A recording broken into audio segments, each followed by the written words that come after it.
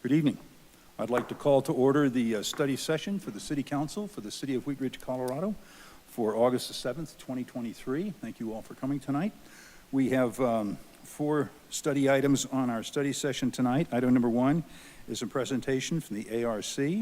Item number 2 is Boards and Commissions Code Update Discussion. Item number 3 is creating a Diversity, Equity, and Inclusion-Focused Advisory Committee. Item number 4 is parking and charging for electric vehicle and bicycles. We will start this meeting, as we do most of our meetings, with public comment to speak on any item that is on the agenda. And my first speaker on the list is Betsy Kopak. I hope that didn't get that too far off. All right, if you'd like to come to the podium and please introduce yourself, first name, last name. If you'd spell your last name for the record and give us an address, you'll have 3 minutes. Okay. My name is Betsy Kopak. Last name is Coppock. I live at 25 Skyline Drive in District 3. I wanted to speak on the electric vehicle charging item. As an EV owner and a member of Sustainable Wheat Ridge, I have an interest in accelerating EV charging capabilities in Wheat Ridge. And I'm pleased with the city staff proposal for EV charging. And I'd like to see that proposal implemented as soon as possible. With the many tax credits and rebates becoming available through the Inflation Reduction Act, the state of Colorado, and Xcel Energy, EVs become affordable for almost everyone and can quickly become the norm for new vehicle purchases. And many of the new rebates are geared to low and middle income earners. But EVs are only practical if you have easy access to low-cost charging. And today, that's only really available to single-family housing. And residents of multifamily housing, frequently those low and middle-income earners, need easy, everyday access to charging to take advantage of the credits and the rebates. And the best way to do that is to encourage charging infrastructure in all the existing buildings and to quickly require it in all new construction. Any delay in the EV charging infrastructure requirements is a multi-decade lost opportunity to each new construction site that is built here in Wheat Ridge for multifamily housing. And in addition, I want to talk about economic development. And in Wheat Ridge, it's a frequent stopping point, as you all know, for travelers from across the country headed to the hills.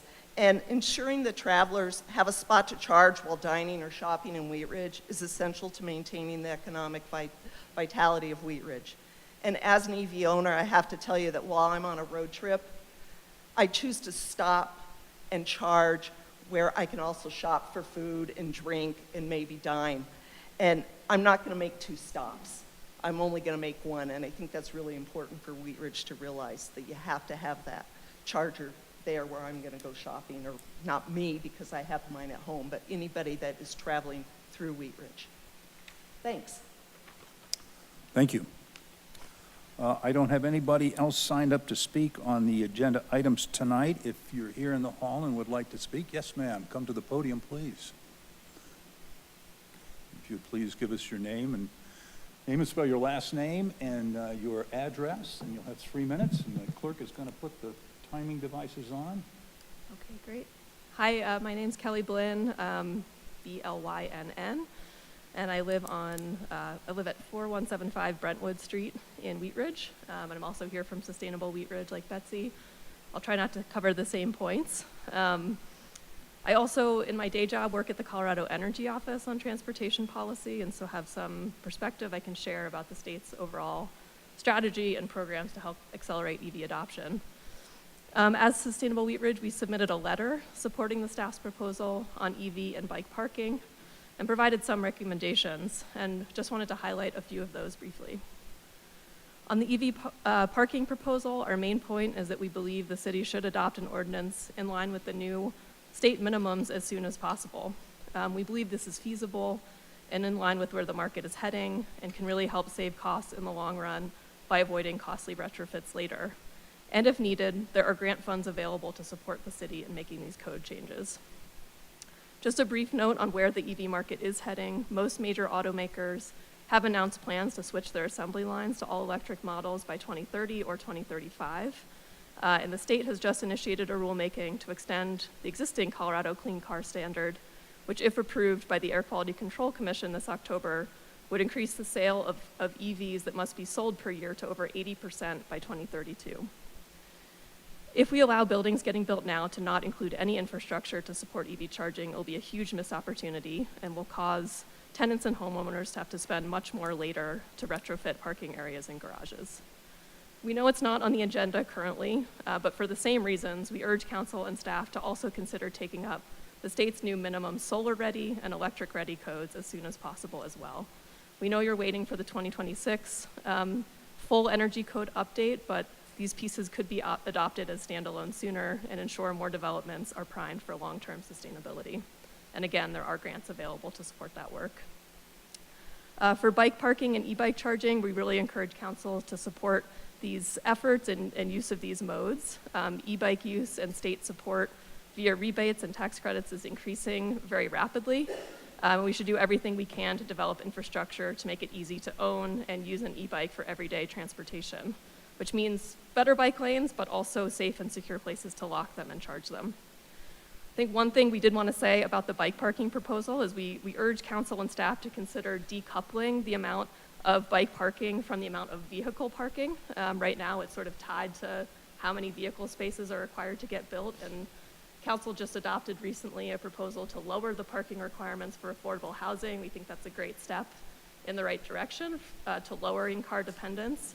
And so we want to make sure that as we maybe lower the amount of parking that we're building at new sites, we are providing options to other modes and ensuring that there are enough spaces for people to park and charge their bikes. But thank you for your consideration. Thank you. If there are any other folks in the hall tonight that would like to speak under public's right to speak, you may do so now. Please come forward. If you're joining us online, if you would please raise your hand in the virtual format, we will bring you into the meeting also. Please give us your name and address and spell your last name, and then the clerk is going to start the timer. All right. When you get Good that evening. My name is Jenny Snell. That's S-N-E-L-L. I live at 7020 West 35th Avenue in Wheat Ridge. I just wanted to address council briefly on the creating a diversity, equity, and inclusion focused advisory committee. And just with a word of thanks, I was a co-chair on the Equity, Diversity, Inclusion Task Force, and that was a heck of a lot of work, as you all know, and I really am grateful for your taking our recommendations and really putting those into action and pushing for the next step. And as you know, this is important work.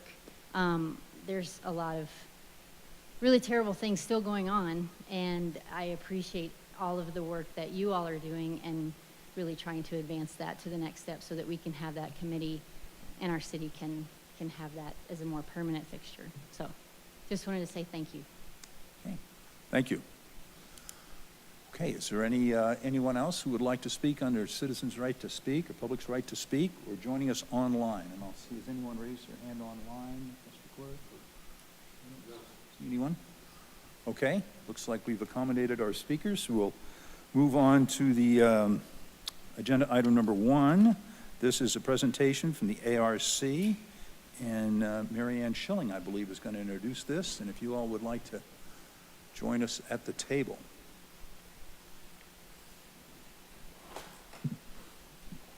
All right, thank you. Tonight we have with us Lori Ropa, the Executive Director, and Veronica Wernsman, the Community Engagement and Event Specialist from the ARC. They're here tonight to talk a little bit about who they are and what they do, and then they'll show a little video and be available for discussion and to talk about ways that the city might be able to partner with the ARC. So I will hand it over to Lori to get us started. Thank you. I push the button. You do. Ooh, all right. Bring it closer. There How about you that? go. Is that better? Good evening. Thank you so much for having us with you this evening. I am Lori Ropa. I'm the Executive Director of the chapter of the ARC that serves Jefferson, Clear Creek, and Gilpin counties. So we kind of go up into the hills as well. Veronica Wernsman and I are here to start a conversation. I'm not here to present at you. I'm really much better at talking with you.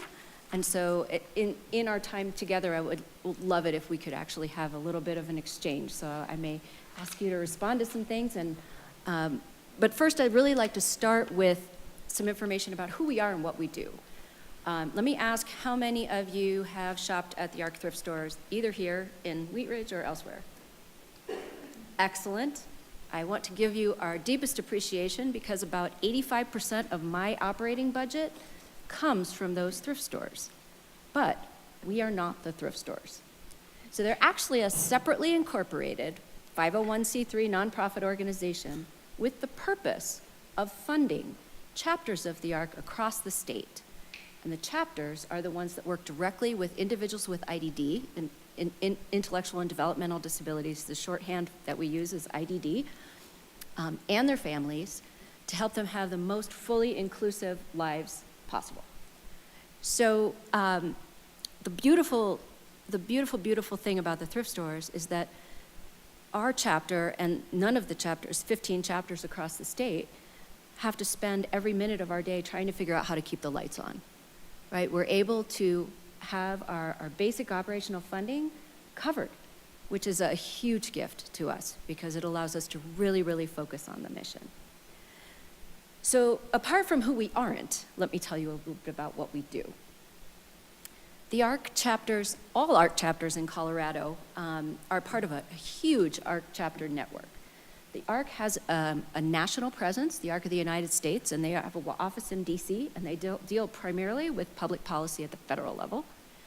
We have a state chapter, the ARC of Colorado, and then there are more than 600 chapters across the country that are all trying to create inclusive and full lives for people with IDD. So it's a tremendously powerful movement, and we are so grateful to be connected to organizations that have the same value system and are trying to achieve the same goals because we work together quite frequently.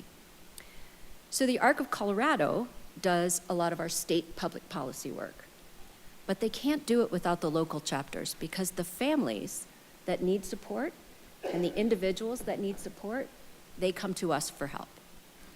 So let me just give you a little bit of an example of what an individual might come to us for. Somebody, and we serve people birth through end of life. So someone may come to us with a school-aged child. That child has a dual diagnosis of autism and Down syndrome. The child is having some behavioral issues in the classroom, and they want to suspend the child. Parent is out of their mind. They don't know what to do. They're very frustrated. They feel like the school's not listening to them. Nobody's focused on the child. Everybody's just mad at each other. And the ARC is there to help refocus the conversation on the student, how we can make sure that that child gets adequate supports in the classroom to be successful. So it's not about blaming. It's about finding those solutions and thinking about things differently. So at that age spectrum, we have a lot of school-age work. I would say about 80% of our caseload in the children and families is school stuff. Although people come to us for early, they don't even have a diagnosis. They just know that there's not a typically developing child, and they're going to need some additional support. On the other side, on the adult world, many of the adults who come to the ARC for support, they are developing self-advocacy skills. So they're finding their own voices, being provided with tools and support to be able to talk about what they need and get help when they need it, to be able to help create the life that they would like to lead and not have it decisions made for them.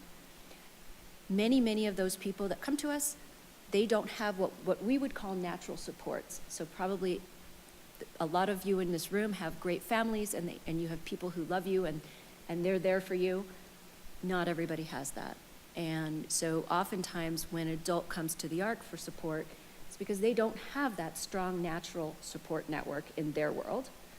And they need somebody to help advocate with them so that they can make their needs known. So it could be anything. It could be employment related, it could be housing related, it could be benefits related. We had a gentleman who was 37, he had cerebral palsy, he was swimming every day to keep muscle tone. That's allowed him to keep himself reasonably independent. And one day the state, in its infinite wisdom, decided that that was recreation and they weren't going to pay for it anymore, and he could not access swimming unless he could pay for it privately. If you can imagine being in an appeals system for Medicaid, first of all, that should be horrifying enough, but then think you also have a cognitive disability and a physical disability. How are you going to navigate that on your own? You're probably not. You're probably going to get frustrated and give up and then not get what you really need, which is to be able to keep your muscle tone strong. 9 months later, that appeal actually went through and he was able to regain his benefits, but that was 9 months of work. So it could be anything and everything. Because the size of Jeffco and the population of Jeffco, many, many people that we serve are here. Most of the people that we serve are here, and many are from Wheat Ridge. We also have staff from Wheat Ridge. We have a number of our volunteers are from Wheat Ridge. The families that we serve are also in Wheat Ridge. And we're going to see a video in just a minute about a family who does live in Wheat Ridge, and you'll get to hear their story. And I hope that it gives you some real context to what some of the barriers are that people with IDD face in the community. So whenever, Marianne, whenever you're ready, if you can cue up our video, that would be awesome. I'll also add, while she's doing that, that we have a self-advocacy group called People First of Jefferson County that we sponsor. They actually are all individuals, adults with IDD, who have their own board, they have their own agenda, and it is about being a self-advocate. And so actually many of our self-advocates in that group are from Wheat Ridge. So it's really exciting to be able to come and talk with you. Meet the Fishers. Hi, I'm Matt, and this is my wife, Jenny. And like many of you, at one point in time, disability was not a part of our lives. We didn't know a lot of people with disabilities. We didn't think a lot about disabilities. When our twins, Penny and Cece, were born, our oldest son, Max, was not quite 2 years old at the time. And we were really enjoying life after that happened and having a good time. It was chaos, but it was great, and we were having a lot of fun. You know, the hardest thing for us was just dealing with all that comes with having 3 young children in the house. Disability wasn't really much a part of our lives, and then one day it was. When the twins were 11 months old, Cece died in my arms while choking on a piece of her dinner. We called 911. Paramedics came, and they resuscitated her. She was life-flighted to Children's, where we spent the next 6 weeks with her recovering. The twins had their first birthday party in the hospital cafeteria, and we weren't at all thinking about the rest of her life or our lives. We were just trying to keep her alive. And the time in the hospital was a very confusing time for us. We didn't really know what the future held for us. After about 5 days in the hospital, Cece had an MRI that showed global brain damage, something that I think at the time we didn't really fully understand. We didn't know really where we were going from there. Cece struggles with communication, she struggles with feeding, she struggles with movement, she struggles with muscle control. But when you get to know her, she's one of the most wonderful children you could ever hope to meet. Her strength becomes evident, and her joy in life becomes evident, and her amazing sense of humor becomes evident.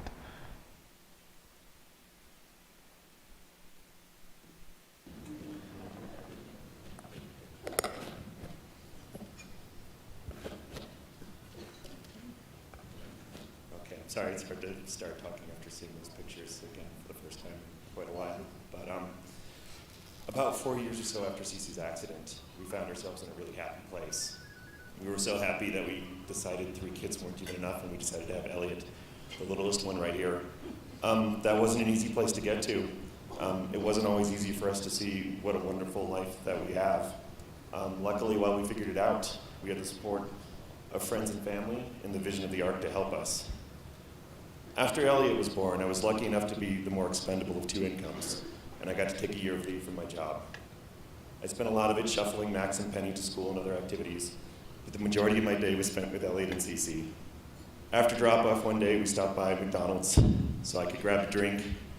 I was very, very happy, but very tired, needed the caffeine. When it was done, we left. While I was buckling Elliot into the car with Cece sitting on the sidewalk waiting, a woman in a convertible Sebring with the top pulled down parked next to us. At the time, we had this beast of a van. It was a Ford E150 with a huge swinging arm, and it was quite a process to load even 2 kids into it.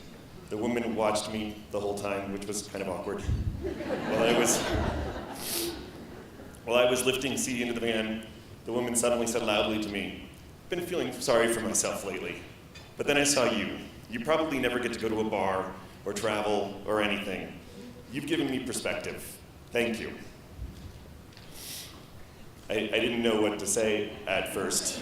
The first thing I thought was, "Hey, nice Sebring." Then I thought, this is only half my kids, and these are the 2 that won't run away, so catch me on a bad day. Elliot, as you can see, is now more than capable of running away. And then I realized, she doesn't see. She doesn't get it.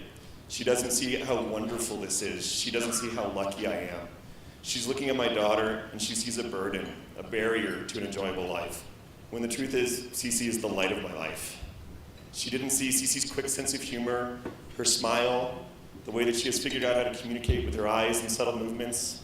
She doesn't see the joy I feel every time I look at her. What I said back to her was this. I said, well, I got to do plenty of those things when I was younger. It's true. I was lucky enough to travel a lot in my early adulthood, and bars, I went to those too.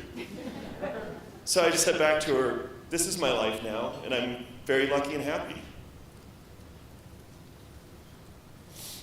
It bothered me that she didn't even consider the possibility that Cece understood her, and I knew that C did.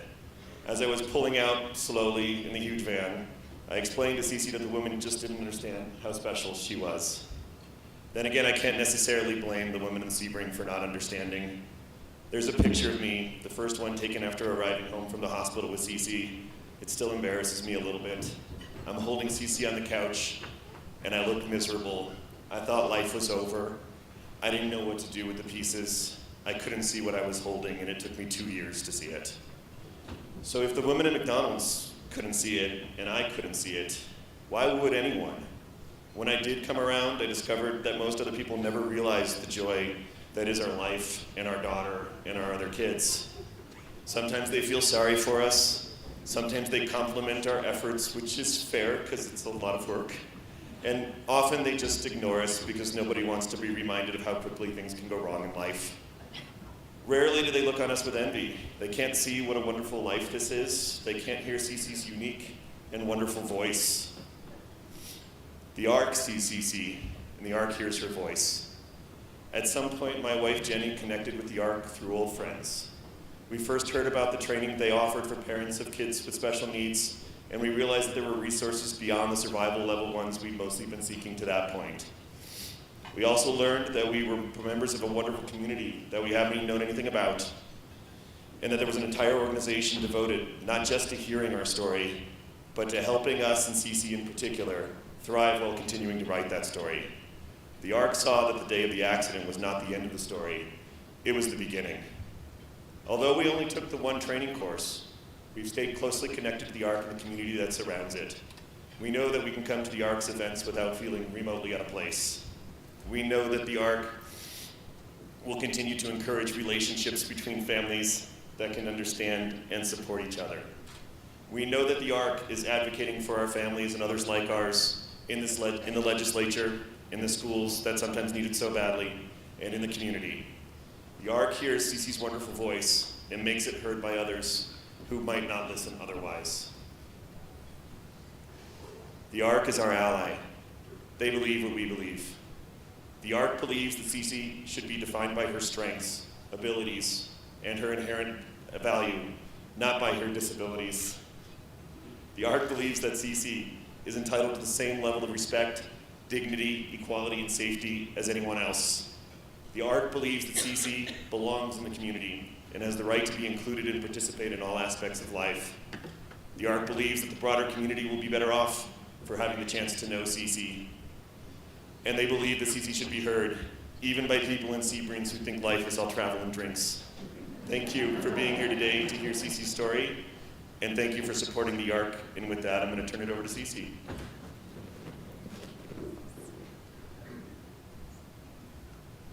Thank you for hearing my voice.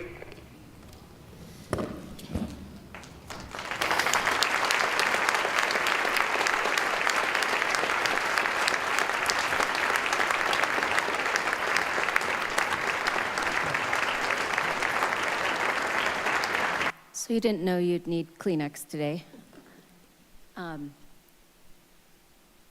But the Fishers were generous with their story.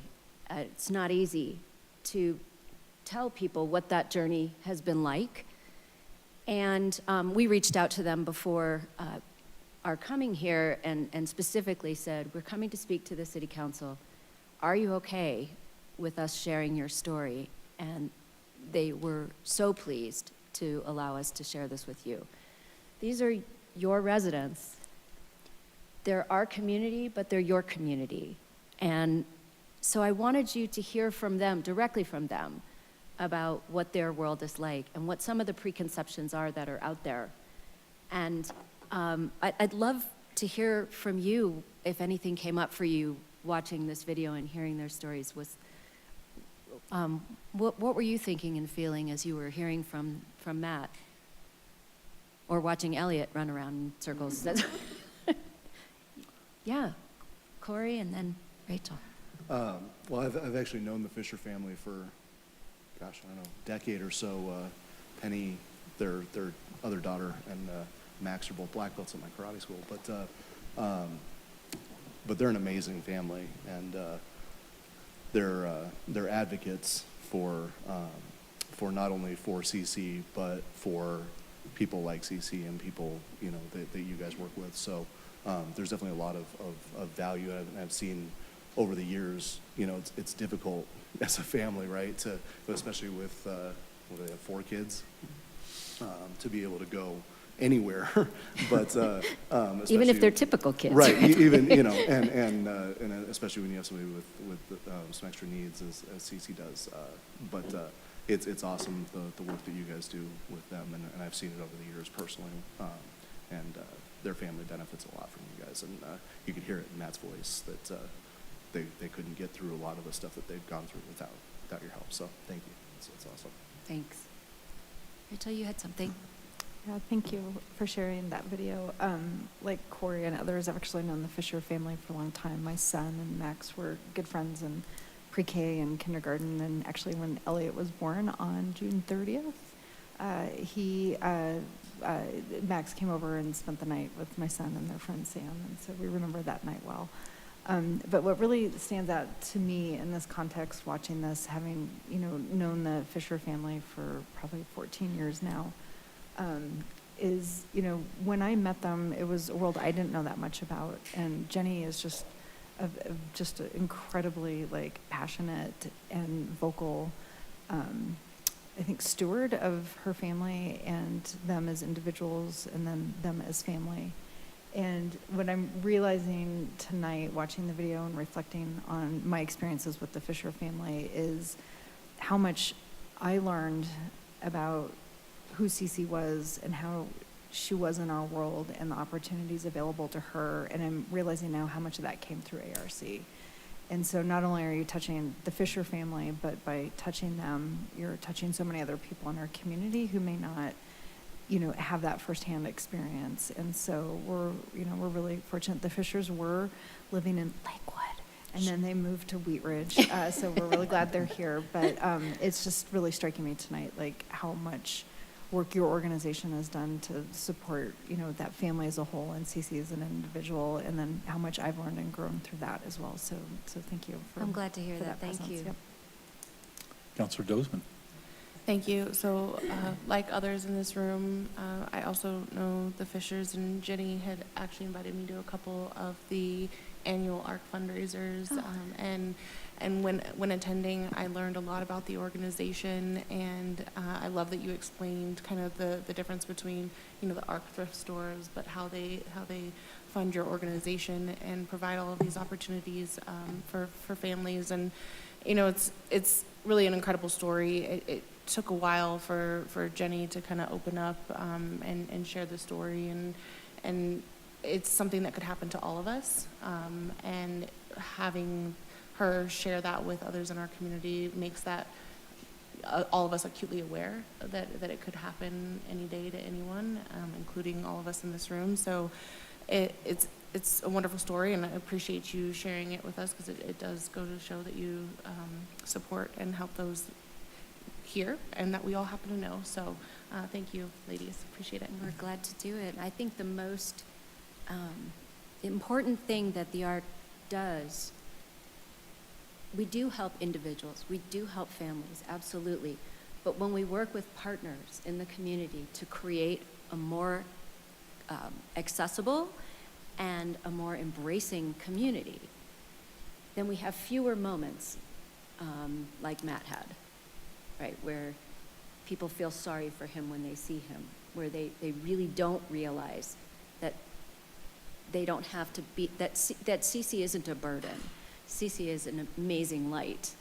And so the more we can do to help the community start to feel comfortable with embracing IDD as part of your diversity, equity, and inclusion effort. In fact, our conversations at the ARC are about AEI, access, equity, and inclusion, as opposed to diversity, because I think a lot of people kind of hear the word diversity and they've heard it too much. They're just like, oh my God, I can't hear it anymore. But really it's about access. Can everyone access all that Wheat Ridge has to offer? And so for that, you know, we have to move from, and this isn't a statement about Wheat Ridge, it's about our world, to move from a mindset of compliance. So we have the ADA, people should have access, and now we're going to figure out how to comply. That's one level. But we can do better than that. We can do better than just compliance. We can move to a place of understanding and acceptance and embracing, where people feel like they belong everywhere. So I hope as you guys start to think about how we can work together, I can tell you a little bit about some of the stuff that we're doing in other communities, just so that you're aware that you can always reach out to us as a resource. And Veronica has some materials that she's going to share with you that you can, we can also send you electronically. But some examples of things that we're doing. The City of Lakewood does have a diversity committee. I don't remember what it's called, council committee. And we have had people sit on that council and provide lived experience perspective. We have connections to the people who live in your community that you might not know, that aren't the Fishers, because they don't have time, they have 4 children. But we can always provide you with connections to people who have lived experience. That is an open offer. We can always come and provide information to groups that you have who are working on things. We've worked in support of creating accessible playgrounds. You see the beautiful playground that's fully accessible down at Clement Park. There's one up in Arvada. We help support the development of those things to help make sure that people with all abilities could come play together. Those kinds of things infuse a culture of acceptance and embracing into everything you do, as opposed to looking at it as a separate thing. And so the information that we've provided has some suggestions on ways that we might be able to support you as you move forward with any initiative. When you're thinking about transportation, think about the fact that when fixed bus routes are eliminated, that means Access-a-Ride goes too. That's a problem. So we have to be cognizant of that. So really, I guess I'm here for a few reasons. One is because I was invited, and I appreciate that. 2 is that I want to offer to be a community partner. The ARC is always here for you to refer people when you meet them and they need our support. to navigate some kind of crazy situation and they don't know what to do, but also to know that we're working with your school districts. We're working with the police department. We're working to create a community in the entire county that we can all be really proud to say embraces everyone.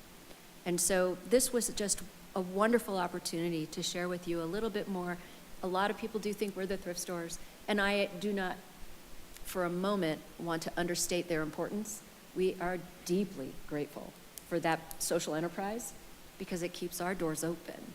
But we help about 1,000 unique individuals a year, which is not bad for 8 advocates now.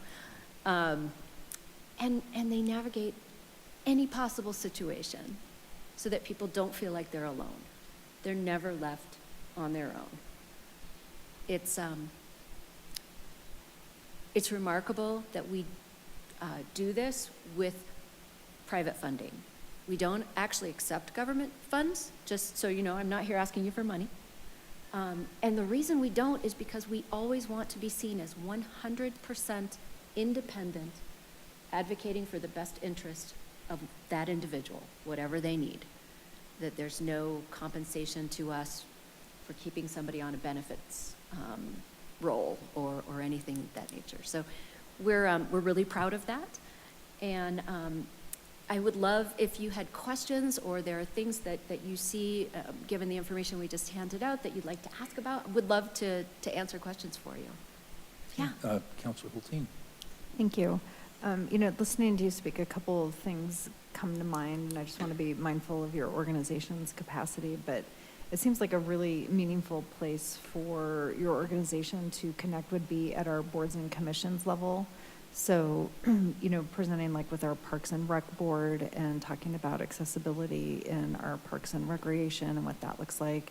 I also think like our Cultural Commission and what does like accessible art look like for people with disabilities. And then, those two in particular, but like maybe some of our boards and commissions would really benefit, not just hearing from your organization, but like some of the people you serve in our community. Absolutely. So that those perspectives are really like resonating through. And I think a lot of places where thoughtful decisions are made, that that community voice would be like really valued. So if that's in the scope of things, I'm thinking I have a neighbor whose son is autistic, and she, when I was first elected, she was really pressing me, and I in turn was pressing our then Parks and Rec director to get more funding to do swimming lessons for people with autism because they are so much more likely to die of drowning than non-autistic people. And so just something like that in our community is really important to know and understand, that like learning to swim when you're autistic can make a huge difference and save a life. So boards and commissions is a great way to let that come forward. Thank you. I think Councilor Weaver has. Thank you for the presentation. I learned a lot. I had a quick question. Do you also serve people with brain injuries and who have had a sudden accident or that find themselves in a chronic situation such as this? It depends on the onset age of the injury. So there are federal and state definitions of intellectual and developmental disability, whether it happens after 18 or after 21. The long and short of it is, if it's happened primarily as an adult and someone were to reach out to us, we would refer them out. But nobody ever gets a, sorry, we can't help you, bye, good luck. Every phone call we get gets returned, and we would reroute that person to someplace more appropriate if there is a better place for them to be served. Gotcha. Thank you.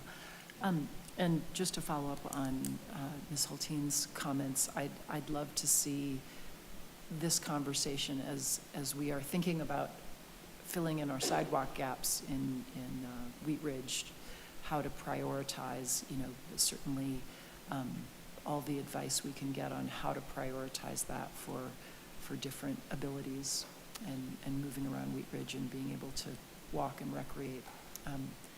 And that has to do with snow removal as well. So I'm saying this out loud, not just to you all, I know you know this, but we have some issues with people having to walk in the middle of the streets when it snows and Understood. So, I would love to see this be part of our conversation as we move forward with closing some of those gaps in walking. I had an individual working at the ARC who used a wheelchair, and he was trapped in his apartment in Thornton for 4 days. Yeah. His provider couldn't get in, and he couldn't get out. Yeah. So it was a real problem.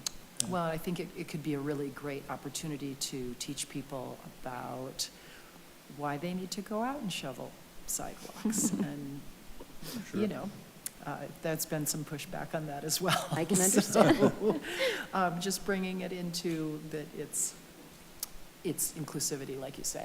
I like the way you phrase it. Thank you very much. You bet. Thank you. Counselor Stites. Thank you, Mr. Mayor. And thank you for the presentation. Ms. Hulteen's comments about having you work with the boards and commissions got me thinking, what, I think you mentioned Lakewood, right? What is it that you guys do with the task force in Lakewood? We're involved in a number of different ways in Lakewood right now. They have I wish I knew the name of it. It's a diversity, equity, inclusion sort of council that we came and spoke with them about including disability in their definition, help them understand what full inclusion really might look like. So that was one opportunity. We don't currently have anybody sitting on that council, but that's something that we would love to see is someone with lived experience on a council, on a board, on a committee, who can provide that perspective rather than somebody like me who's informed but not living it. It's a different perspective, so a highly valued participation, and we can always reach out within our community when there are opportunities and say, the City of Wheat Ridge would love to have your participation. You live in Wheat Ridge, would you like to serve? And if that person needed some additional supports, we might be able to provide that as well. So it just would depend on the individual and what they needed. That's great. Well, our next 2 agenda items are all on our boards and commissions, and we're creating, it sounds kind of like exactly what Lakewood has, which is an advisory committee that maybe we can reach out to your organization to help find somebody to serve on that. That would be great. Thank you. Thank you. Thank you. Counselor Ohm. Thank you, Mayor. Thank you for the presentation. A couple questions I have is, does ARC offer pre-vocational training and job placement? We don't. That is actually something that happens through the service system. So it's Medicaid funded, and that happens through, well, the system is changing, but currently through DDRC, which is primarily funded through Medicaid. So those are Medicaid reimbursed services. So if somebody needed those supports, we would make sure to get them connected, and they could then engage with a job coach and an employment counselor. Thank you. Mm-hmm. Thank you. Counselor Hutchinson. Thank you, Mayor. I had a brother with Down syndrome, and that was in the 50s. There was no help. They were institutionalized. And I saw what my parents went through and what it did to our family. There was no help. United Way would participate for a while, and then they stopped. And so then it was up to my parents to be able to fund my brother being in an institution. And they would be getting telegrams all the time that, he got hit by a bicycle or he needed sutures and different things. I just want to thank you for helping, because it wasn't there. There was nothing. And this just didn't start. I think about years prior, there was nothing out there, And so, and also, these children didn't stay in the homes. Okay, there was nothing, no help to handle that. So I really do appreciate that, how far it has come, to where the children can stay in the home. And of course, it depends on severity of the condition, you know. But thank you very much. I so appreciate your words, and especially as someone who really understands where this has come from. The ARC was started in 1960 by parents who got together who said, no more. You're not taking our children anymore. We finally decided we want to keep them at home. And then, I mean, we stand on huge, broad shoulders. The families at some point later than that said, wait a minute, our kids deserve an education. They're children, and the system said, your kids are not educable. You cannot teach those children. They're not even trainable. And the families that founded the ARC chapters are the families that made those pieces of the movement move. And I am humbled by their work. But we know we're not done, right? We know we're not done. We've come a long way. Classrooms are primarily integrated. People with IDD are out in the workforce. Closed the front door on sheltered workshops, and now sheltered workshops are being disbanded, and community integrated employment is where people want to be. They want to live in the community, they want to work in the community, they want to have social lives in the community, they want to go to the same church that's in their neighborhood. They don't want to be separate. And so we continue to nudge those boundaries further and further out to try to make sure that people really are a part of their community. So thank you for your very kind words, and I am grateful every day for all of the work that came before us. Well, thank you very much. I want to thank you for a wonderful presentation. As you saw at your opening question, we're very familiar with the retail presence of ARC. I'm glad to have them in our community and support them, and glad to have your people with EDI employed there and helping and working there, and glad to have you working in our community. And we met at the opening there, and I'm really glad that we were able to have you come and tell us more about your organization. We appreciate the work you do, and we'll look for other ways to collaborate. Excellent. Thank you again. Thank you very much.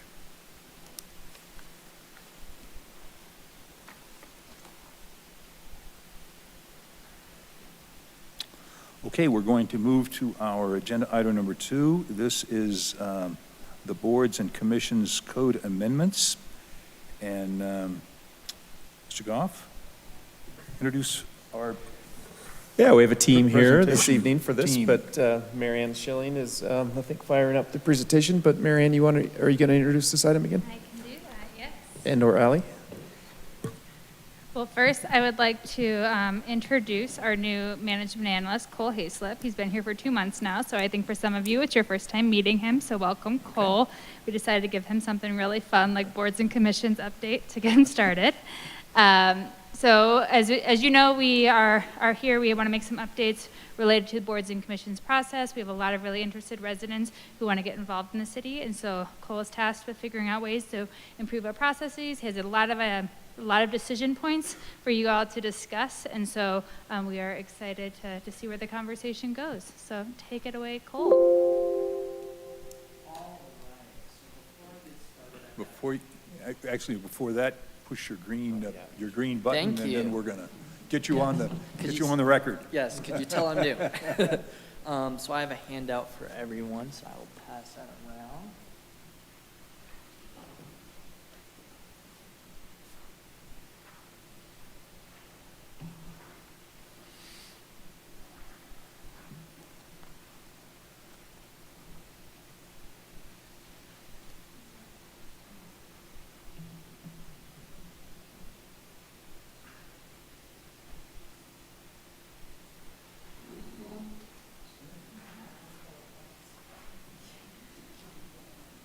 Thank you. Give one to Steve, too, as well.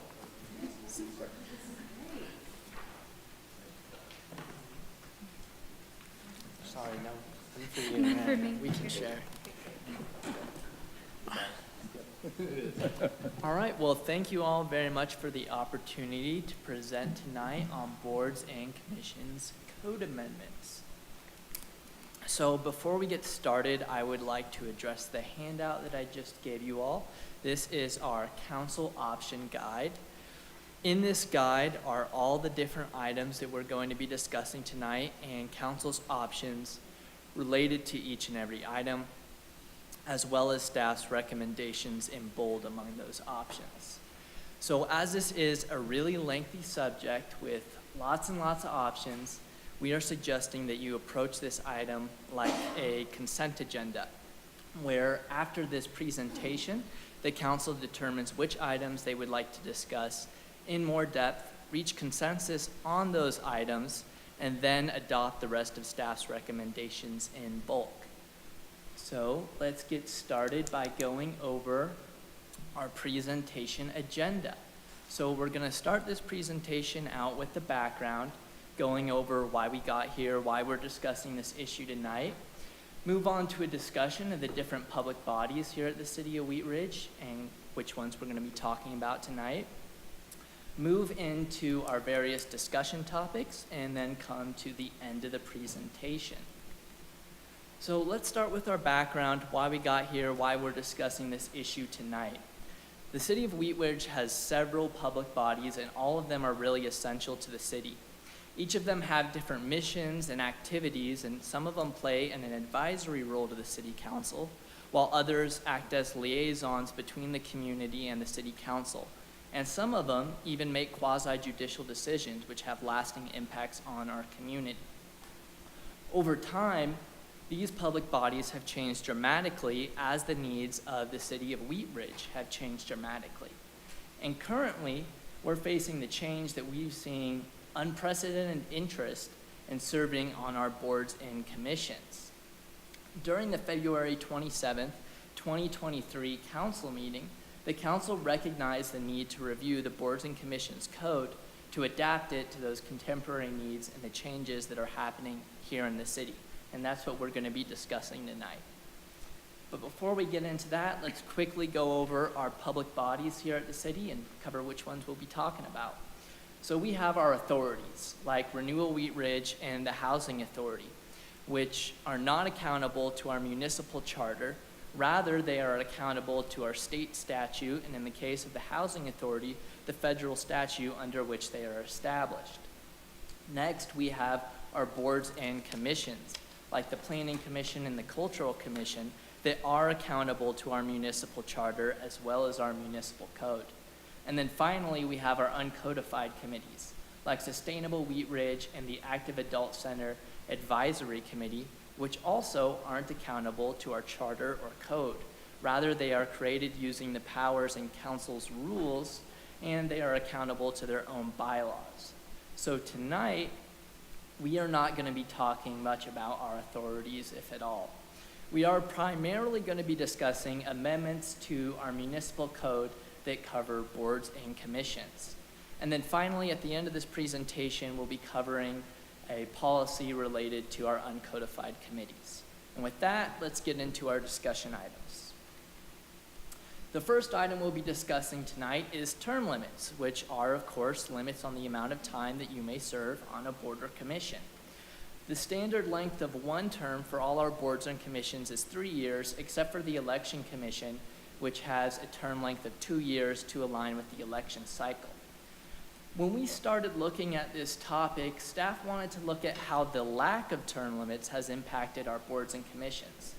We found that there have been 468 board appointments made since 1970, and the median length of time that someone has served on a board or commission is 3 years, or one standard term. However, the average length of time that someone has served is about 4.5 years. And whenever we have such a large difference between the average and the median like we do there, that tells us that there is a small amount of people who have served a really long time on our boards and commissions, and as a result, had a really significant impact on the advice that they give to the city council and on the quasi-judicial decision that those boards and commissions make. So, in an effort to try to find a solution to this, staff started looking at term limits that do not prevent board members from serving an extended term in the absence of any other qualified applicant. And as a result, we're recommending a 3-term limit which would be 9 years for most of our boards and commissions.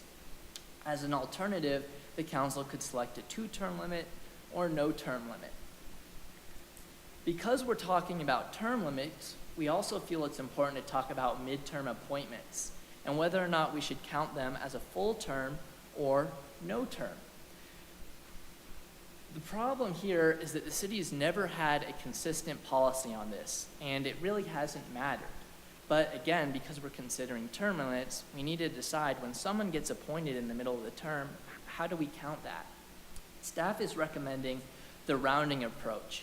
And under this approach, if someone is appointed to a midterm appointment that is less than half of the length of a term, then that would not count as a full term. But if they're appointed to serve a term that is 50% or more of the length of a standard term, that would count as a full term. The alternative to this is to always or to never count a midterm appointment as a full term. Next, we'd like to discuss extended terms.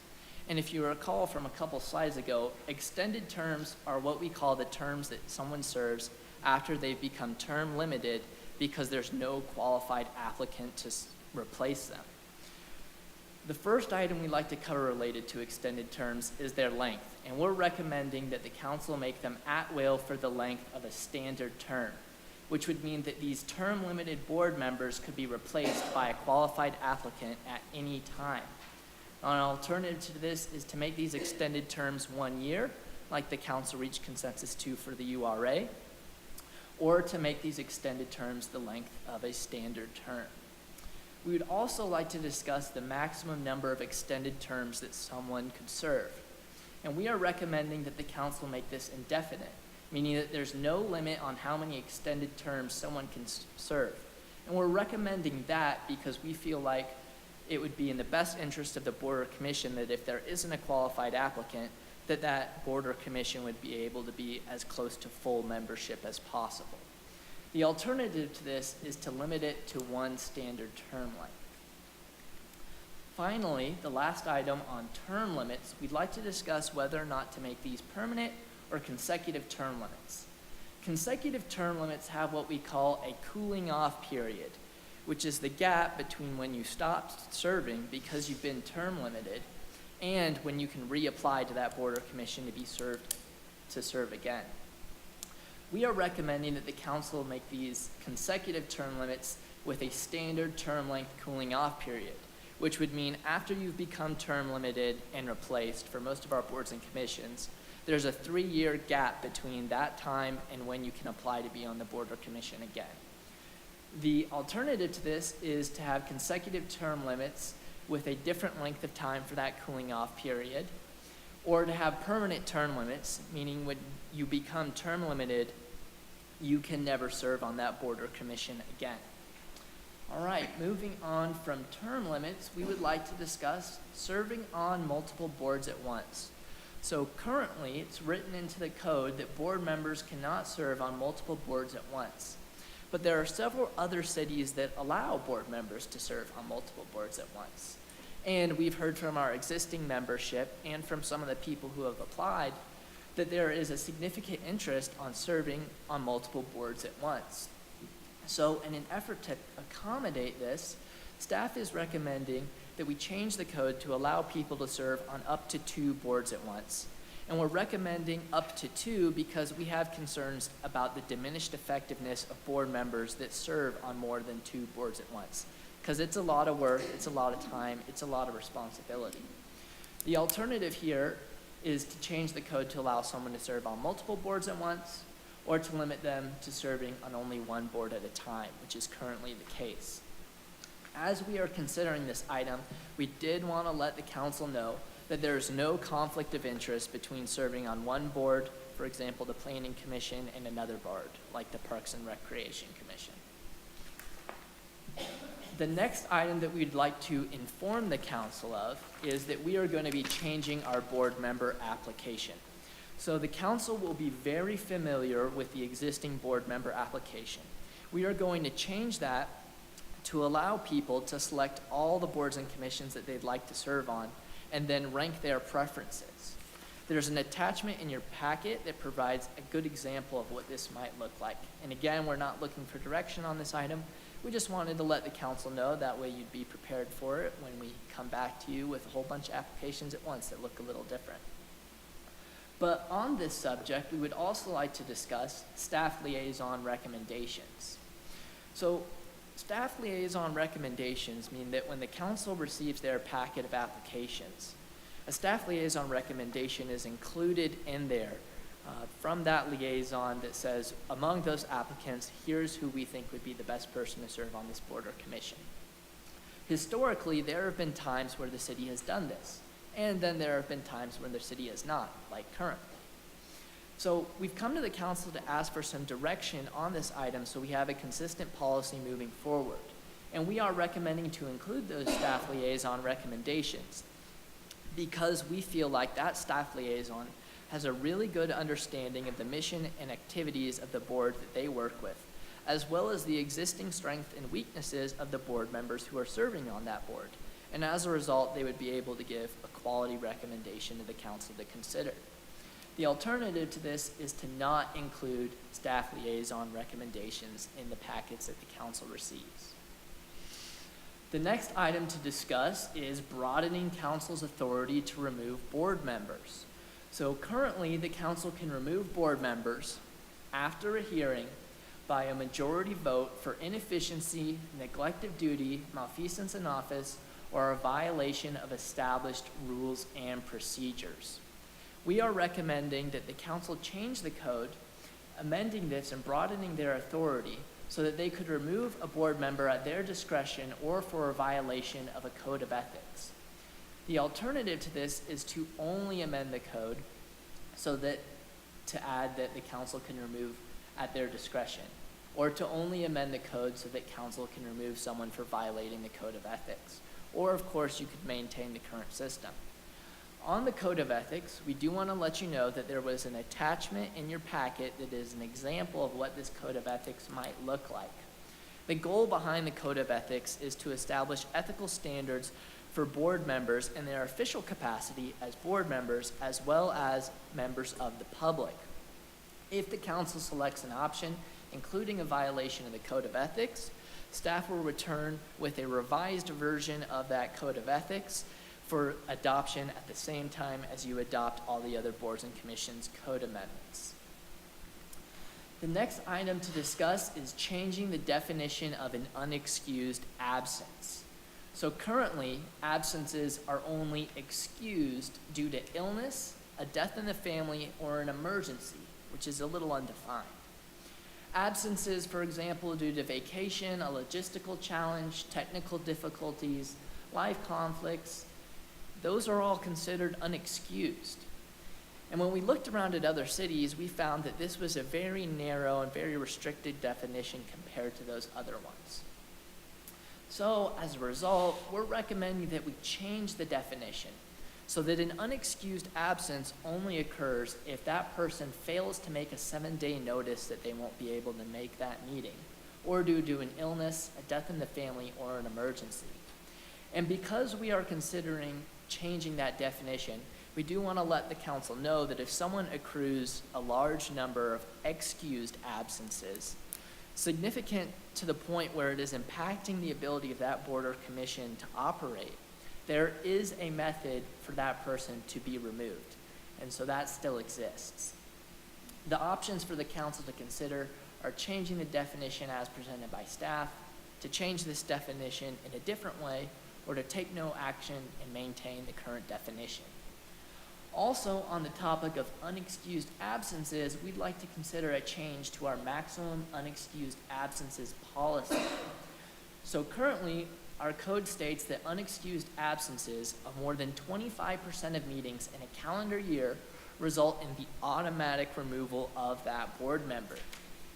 This is a really difficult policy for staff to enforce, and to be honest, we haven't been doing a great job of tracking it or enforcing it up to the state. Part of the difficulty is we don't really know what 25% will be for all our boards and commissions until the end of the year, because some of them meet monthly, some of them meet more common, and some of them meet on a case-by-case basis. Also, because it is based on a calendar year, for example, someone who sits on a board or commission that meets monthly, that would allow them to miss meetings in October, November, December, January, February, March, and then April before being automatically removed, which really goes against the spirit of this policy. So we are recommending that we change it so that it is based on the number of unexcused absences in a year, meaning a static removal. Alternatively, the council could pick a different number, like 3 unexcused absences in a year results in automatic removal. Or they could maintain the current code. We do want to let you know, as we're considering making a change to this policy, that there is a process for a board to vote to make unexcused absences excused. So there is a little bit of a gray area and some discretion there for our board members. The next item to discuss is the city manager's appointment to the Cultural Commission. Yeah, this is a tough sore spot. Not recommended. Bad appointment. So our municipal charter says that the council shall make all appointments to all boards and commissions. But our code says that the city manager must make an at-large appointment to the Cultural Commission. So whenever we have a case where our code is not compliant with the charter, we need to make a change to our code to bring it into compliance. And to do that, because there is someone already sitting in that at-large position, we are recommending an amendment to the code so that the council appoints the at-large member of the Cultural Commission and amends the code to make it clear that the council can make at-large appointments. An alternative to that is to remove the at-large board member. The next item to discuss is codifying alternates to the Board of Adjustment. So the Board of Adjustment decides requests for variances and waivers of the city's zoning, ordinance, and sign code and makes interpretations of these laws. Because of the significance of their responsibility, they require a supermajority to make any action. And because it is always in the applicant's best interest that a full voting board be present, the Board of Adjustment currently consists of 8 district members and 4 alternate members. And those alternate members can have voting powers in the absence of one of those regular voting members. The problem here is that these alternate members were never passed by ordinance, which is what is required by our municipal code. So, in order to rectify this problem, we are recommending that we codify the alternates because we feel like it makes some sense for this board to have those alternate members. And also, when you take a look around at other cities and their boards of adjustments, it's quite common that they would have alternate voting members. The other option for the council to consider is to remove these alternates. Moving on from boards and commissions code amendments, we would like to discuss an uncodified committee member appointment policy. So the problem here is that for some of our uncodified committees like Active Adult Center or Sustainable Wheat Ridge, it's currently unclear whether staff or the city council should make appointments to these uncodified committees. So in an effort to solve that problem, we are putting forward the following policy for the council to consider. And we are recommending that the council select the membership of council advisory committees, policy committees, and committees requiring broad public participation. We are recommending that city staff make the selection of technical committees, program advisory committees, and limited term community engagement committees. And we are recommending a hybrid option, wherein, for example, if there was a committee that required members that widely represented the community, that the council would make the appointment of those members. And if that committee had members that required technical expertise, staff would make the appointment of those members. If the city council adopts this policy, we are recommending that as a result, the council select the membership of Sustainable Wheat Ridge and the DEI committee we'll be discussing next, because of the advisory focus of each of those committees. So we are recommending that the council adopt the committee member appointment policy that I just presented to you. As an alternative to that, they could adopt an amended committee member appointment policy or take no action on this subject. So in conclusion, we have a lot of options in front of us to make boards and commissions code amendments to reflect the changes that we're seeing in the community and try to create boards and commissions that best serve those needs. And again, As this is a really lengthy subject with lots and lots of options, staff suggested the city council approach this like a consent agenda, whereby the council determines which items they would like to discuss further, reach a consensus on those specific items, and then for all the items that you don't need to discuss further, adopt staff's recommendations in bulk. That brings me to the end of my presentation. I'd be happy to answer any questions that you may have, but for now, I'll turn the meeting back over to the mayor. Okay, thank you very much, Cole. Questions? Councilor Hoppe. Thank you for this, Cole. Bullet points and bottom lines are my favorite type of memo. I just wanted to clarify, though, when we're talking about term limits, it's 3 years per term, 3 terms, so it would be 9 years total. Is that correct? Yes, for all of our boards and commissions, except for the election commission, which has a 2-year term to align with the cycle of elections. So for them, that would be 6 years. Great, thank you. Additional discussion? Councilor Weaver. I really like all of the recommendations. I did have a question, though, about the one with serving on 2 boards at once. Just because I want to understand, because that's been a big deal for us, and had lots of questions about it. And I guess I'm not understanding how, if I'm on Planning Commission, which is dealing with quasi-judicial things, and I'm also on the Parks Commission, or the Parks Board? Parks and Rec Commission, sorry. Is there a difference between a commission and a board? Not functionally. Okay, thanks. So you'll forgive my wording. That feels a little close. I think what I'm concerned with is I would be more excited about allowing 3 terms and not having 2 boards. Does that make sense? I don't really like the idea of someone being on 2 boards for 9 years, each one of those boards. So everything else I really like, but for me, my sticking point is the 2 boards. That for me to support the term limit stuff, which I agree with, I would like to see only 1 board at a time. Even though I know people could do it. I know people are capable of it. Thank you, Councilor Hulteen. Thanks. I've got a couple of things, but I just want to go off of what Councilmember Weaver was just talking about. I'm also not a huge fan of the 2 boards, and I think when I look at some of the different types of boards, I mean, we've got high impact boards like Planning Commission and boards that are making really important decisions. I mean, all of our boards are very valuable, but quasi-judicial decisions and things that are accountable up to the federal levels. We heard with housing authorities. So I think limiting to one board is helpful there. But then the last decision we saw, there's a whole kind of gray suite of things that sort of trickle down.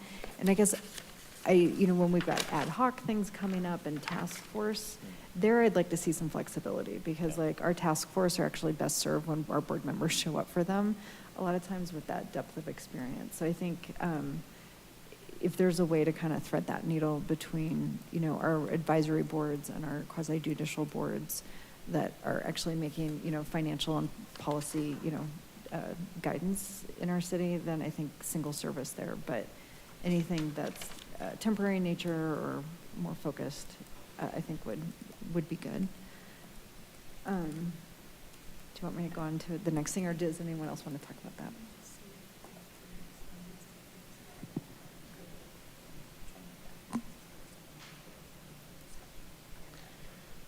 Okay, my advisor to my right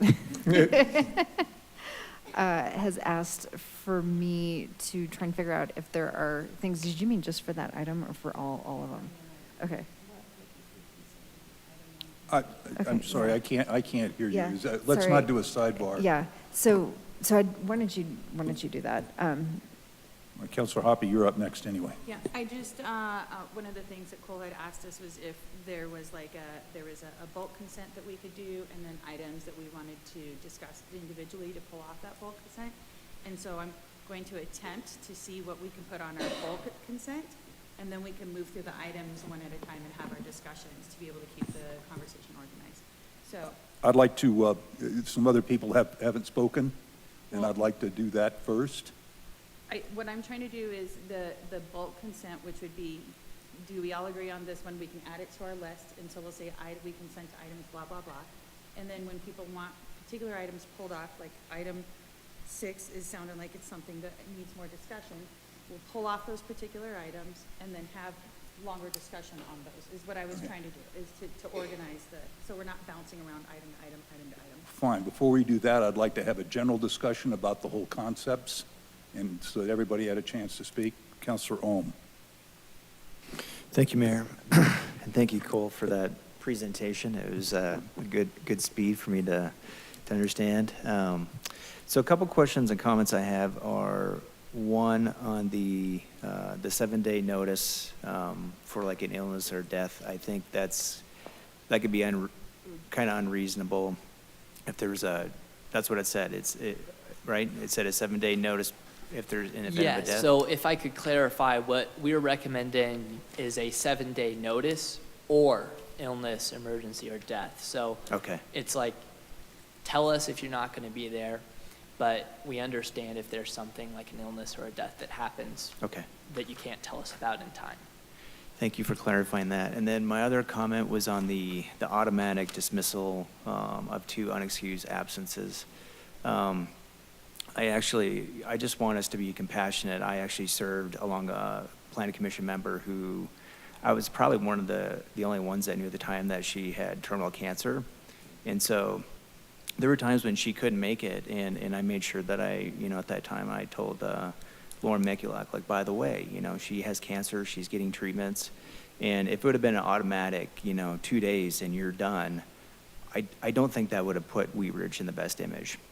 So I think as we look at that might sound good, but I just want us to be aware that sometimes we need to have a little flexibility and compassion and, to find out. I understand that, there might be something where somebody's just always, missing their board or commission appointments, but I want us to just look at this, and think about, and it's happened, and I wish I could say this was a one-off. Actually, when I got on the planning commission, I replaced somebody who was also terminally ill with cancer, and I ended up being on for, it was Dean Goki, and I replaced him on the planning commission. So I just want us to be aware of that, and I'm a little concerned about the automatic 2 times you miss, and then you're kicked off the board or commission, because sometimes it means a lot to these people of being involved with the city. Thank you. Thank you. I've got the Councilor Stites and then Councilor Dozman. Thank you, Mr. Mayor. I do agree with that. I don't know that 2 unexcused absences are automatically gone as maybe a great policy. I don't know if there's a way to kind of look at that. Is there, and maybe this is a question for all of the staff or Mary Ann, are there members of our boards and commissions right now that would be in danger of losing their seats if we adopted a policy like that? Mm-hmm.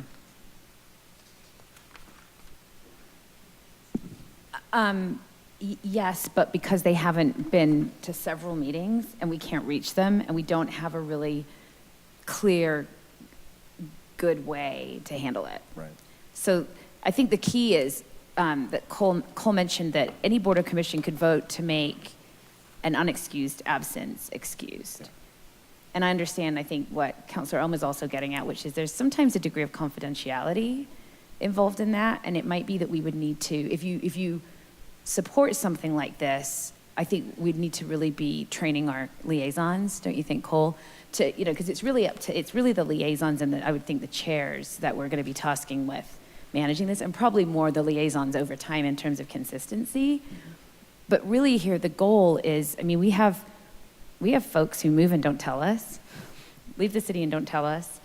And yes, there are some real heartbreaking situations, but there's also just a lot of, it's not for me and I'm not speaking up. And it's a lot of work. And some of these boards and commissions are trying to vote, can't reach a quorum. And so I think what we'd like to do is just have a really, frankly, efficient way to handle the obvious ones. Yeah. You know, I think more than anything, an efficient way to handle the obvious ones, knowing that, of course, I mean, our goal, we want people that want to serve, Yeah. right? Maybe we could come up with some better language that could handle just what she said. Language that deals with the obvious ones, but also allowing some flexibility for cases like Mr. Ohm mentioned, so. I think it's a, like, on paper, I think it's a good policy. Yeah. I think that you need to have that because I do know that and it's incredibly inconsiderate to, like, to show up to a meeting and you're not going to have a quorum until you figure out when you get there, right? So I completely get that. And all of these boards and commissions need to function whether or not an individual or two individuals can make it or not, whether they're ill or not, because they do have to function. So, you know, if you're too ill or too whatever to be able to continue, that is a conversation that has to be had, right? It's not a fun one, but it's definitely one that has to be had. And it's, you know, it's how long it's going to be. If it's I can't make it for 3 months because I got to do something and then I'm fine, that's different, right? So, and the definition of excuse too, like, am I considerate enough to let people know that I'm going to be on vacation a month from now? Like, you know, I think that's simple common courtesy in a lot of ways. So, I'm for everything in the packet the way it is, and I know Councilor Hoppe worked real hard with the staff and Cole on this to get it about right. And I'm open to the discussion about the two board thing, but you know, in some districts at this point, like, it's, do we find somebody off the street or do we take somebody who's pretty qualified that wants to do more? So I would rather let somebody serve on two boards than put somebody who's not committed there. So that's just my. Patrick? Just to clarify on that point before we move on, just so council understands, we do allow, the code does allow a person to sit on one of our boards and commissions and also one of the authorities. So you could sit on Urban Renewal Authority and a board and commission. So that's the only difference. It just, right now it says you can't serve on more than one board and commission. But, so our authorities, remember, as Cole said at the beginning of the presentation, our authorities are a separate group. Our Urban Renewal Authority and our Housing Authority are separate from our boards and commissions. So somebody can sit on one of the authorities and also one of the boards and commissions. Okay, that's current code. Because you are on Okay. Councilor Dozeman. Thank you, Mr. Mayor. So I just wanted to kind of speak on a few of these items, but did you want to go through beforehand, or, because I have some things on item 9 and item 10 and 6. So kind of in regards to that unexcused absences. Before we get into the details, I want to say something, so. Okay, if so I everybody's do have a general question Okay, as well. good. So there's a number 9, as far as the further analysis that staff identified, which just says amending the resident and registered voter requirement to allow people who live, work, attend school, own a business, or represent a relevant organization to serve on certain boards. It isn't reflected in this memo, and it wasn't reflected in the presentation. So I would not be supportive of allowing anyone that's not a resident to join a board or commission. I mean, I understand that. And if we want to have like maybe some one-offs where we pick out various boards or commissions and want to have a member at large that can live outside of the city of Wheat Ridge, I would be amenable to something of that nature. But opening up all of our boards and commissions and authorities for applications outside of our city, I just feel like when you live here, you're much more invested in the community. And that's not to say that those who own businesses aren't as invested. I know that that's a significant stakeholder within our community, but I feel like you need to live here and to be on one of these boards or commissions. So I just wanted to touch on that and see if you guys just kind of decided not to put that in here or where you're at with that. Yeah, so we didn't include that in the presentation because we weren't asking for council's direction on that item tonight. So those requirements are actually reflected in our municipal charter. So our plan would be to continue that conversation at a later date when we could consider possibly a charter amendment, since that isn't really feasible this year with the focus on the bond initiative. That's why we left it out of the presentation, and we just noted it as additional information in the memo. Thank you. I had a couple of questions also. You talk about, or you've spoken about qualified applicants. Do we have or will we prepare qualifications for board and commission members? Yeah, so what we mean by qualified applicants is just someone that would be eligible to serve. So someone who would be a resident and who would be in that district. Okay. And they have to be registered to vote. Registered to vote as well. Okay. And then, and maybe I'm self-serving, I don't see any role for the mayor in this process. And it seems like that and I don't know what it is, but it seems like I have 1 or 2 appointments, don't I? The mayor appoints the Housing Authority and the Urban Renewal Authority board members, but it's ratified by city council. Okay. It's the council districts. What's that? And council liaisons to different outside agencies. Okay. I would argue that the mayor's got a role in this, that particularly in at-large appointments, all of the council members are appointed by district. The mayor's the only elected official other than the clerk and the treasurer that are appointed by the city at large. So just something like that. You also, and also just a minor thing is that we're talking about any board and commission member may be removed from office by council after a public hearing before the council by majority vote, to clarify whether that's a majority vote of the whole council or only the majority vote of the council voting on that particular item. And this is currently in code, I believe, this procedure. Yeah, and we had to clean up certain sections of the code in other areas to address that. So we'll look at that piece. Okay, and Councilor Hulteen was next. Thank you. A couple of just like higher level that touch a few of these. One is, especially where we're looking at term limits, at what point are we enacting that? I don't know that they're retroactive. So like if someone's seated right now and has served 3 terms and we adopt this, do they serve an additional 3 terms? Like at what point are we enforcing like the 3-term limit? Is it when we adopt this, if you're on your 3rd term, then you are limited? Or does the term count start when we adopt the code amendment? So staff's recommendations is that we start counting in March, which is typically when new board members would be sworn in. So anything that has happened before wouldn't count. We would start counting in March, using the midterm appointment policy to determine if you're in the middle of your term, whether or not that counts as a full term or no term. Okay, so we could have people who could be 18-year tenure still under this, like in theory. Okay, I think that clarification is just important for folks. Then I 100% agree with the mayor. That was one of my points, is that mayors should do at large, because I don't know how we would do thoughtful balance of trying to circulate across districts. And I also agree on the unexcused absence being too rigorous. And correct me if I'm wrong, all of these boards have a chair, don't they? A chair and a staff liaison? Chair and a vice chair. Yeah. So I think for the non-quasi judicial, so, you know, I think if absenteeism is an issue, then the chair could talk to their staff liaison. And could it come to council as a recommendation that we have this seat where the absenteeism is affecting the board, and then the council could relieve that person instead of having a policy that has some crisp edges? Could it be at the discretion of the chair and the staff liaison to identify the absenteeism has created a problem, and then that comes to council for council to Might make it a little more awkward for that chair and staff liaison not to have a rule in place. And I'm not sure if you guys want to have to make that decision either, coming to you, but. Okay.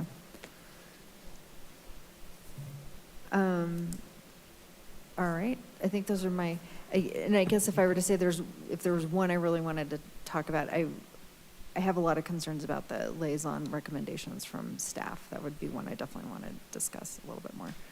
And I'm not clear if we're doing that now or if we're going through them later. Councilor Hoppy and I had my say, so you're free to move forward.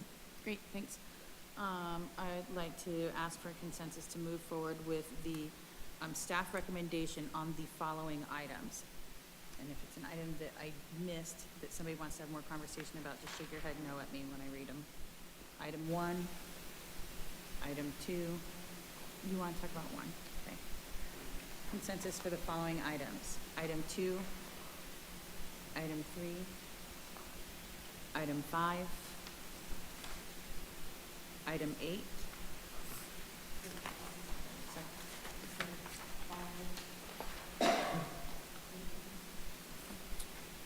Item 12, item 13. Do you have consensus to move forward with staff recommendations on those items? Read those. Leah, did I get you all?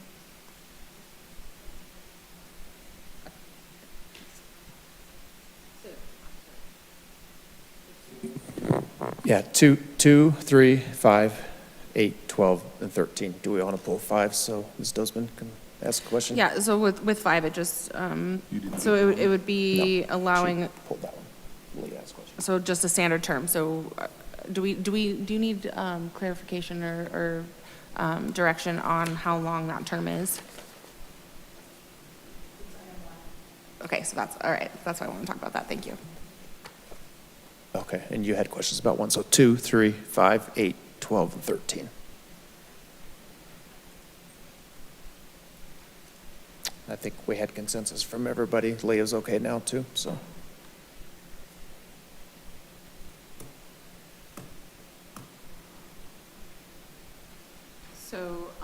So that would leave item 1, 4, 6, 7, 9, 10, and 11 for further discussion.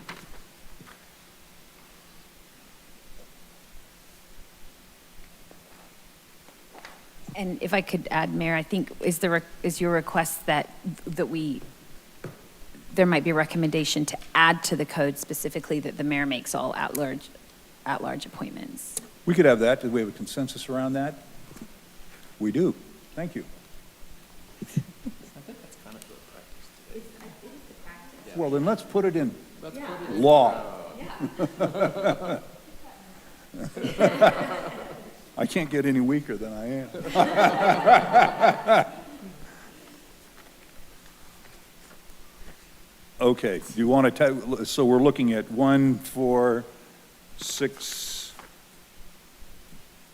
7, 9, 10, and 11. Yes. Any desire to prioritize those for discussion? Okay, number 1. Ms. Dosman. So I think I would be okay with either 3 2-year terms or 2 3-year terms to equal a total of 6, and whatever we want to do as far as that cooling off period. So I think my preference would be a 3-term limit of 2 years. But they said that the memo indicated that there were some that are 3 years and some that are 2 years, correct? All of them are 3 years except for the election commission, which serves a 2-year term to line up with the cycle of the election. Okay, and is that still necessary? Like, I'm guessing that's necessary because we want to maintain that kind of cycle for the. If the council wanted to change it to 2-year terms for all our boards, that is an option. Okay. Were you asking about the election commission? If I was that's asking about the necessary? election I commission. don't know. I don't know if that's, I've been thinking about that one. I don't know if it's necessary, it aligns with the, I don't know. Is that an even year appointment or an odd year appointment? I think we appoint after every election, if I remember. So it would be a. Can we just say 6 even years? ye- No, it'd be an odd year election, or an even year. Can we just say 6 years, then the 2 years can stay 2 years and the 3 years can stay 3 years? So we That's put the fine. limit at That's fine. 6 years, because I would agree with that, but that way we don't have to, because I think less than a 3-year appointment for, sorry. All I of was them is challenging? Yeah. Ms. Hoppe? I guess I would say that the 9 years aligns a little bit more like with like also an elected official, because if you're elected for 2 terms in a row, you have 8 years. And so I mean, I'm not going to die on this hill, but I really think the 3 years and 3 terms is perfectly fine too. So I'll go with whatever the majority wants. Councilor Stites? It's not a hill I'm going to die on either, but I also like 3 years and 3 terms. I think 9 years, it's not that long for some of these boards to do, and if we were coming from a position where we were turning people away at every time, but to be doing this more often and cutting out more people, I don't think that makes a whole lot of sense. So I like it the way it is. Councilor Hulteen? Thank you. I definitely think it has to be 3-year terms. I mean, just recruitment starts to get hard if we're like having to go recruit people every 2 years for them. I do believe that the more turnover on the boards is actually going to generate more interest in the boards. I do know some people walk away from being on the boards because they feel disenfranchised because there's such an entrenched group of people been there for so long. So I'm not going to die on this hill either, but I would say I would lean towards the 2 3-year terms.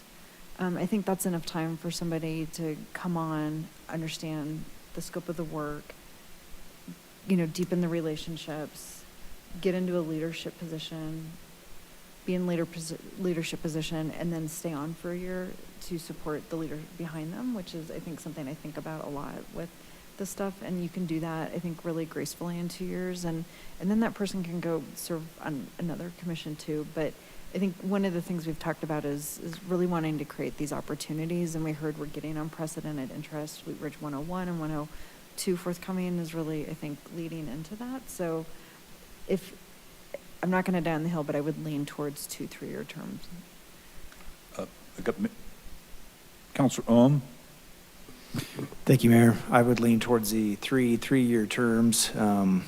Having had that been on the planning commission, keep in mind that any board or commission member serves at the pleasure of city council. So after every 3 years, they go up to re-up, for that. And if council thinks that they're done at 6, then they're done. They don't get renewed. There's nothing automatic about it. But they serve at the pleasure of city council. Thank you. Councilor Weaver? I could honestly go either way on this one. I just wanted to clarify. I do really agree with Councilor Ohm in that they do serve at the behest of the council, and we have removed people, and that's just how it goes. So if there's a problem with any of these things, we can always remove people, and I think that's something that we should probably take more seriously than we do, because it shouldn't necessarily be at staff's trouble to get rid of some of these people. If we're hearing from chairs, we should be removing people, because we do have the right to do that at any time, correct? Or just at renewal?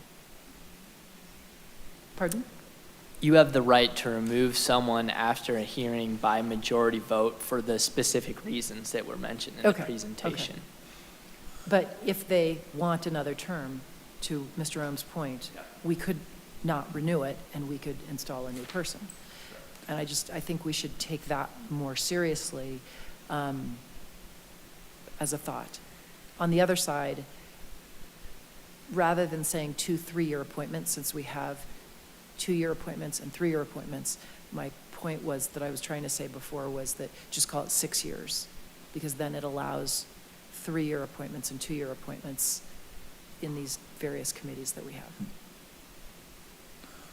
Let me ask a question. Do we regularly, go ahead.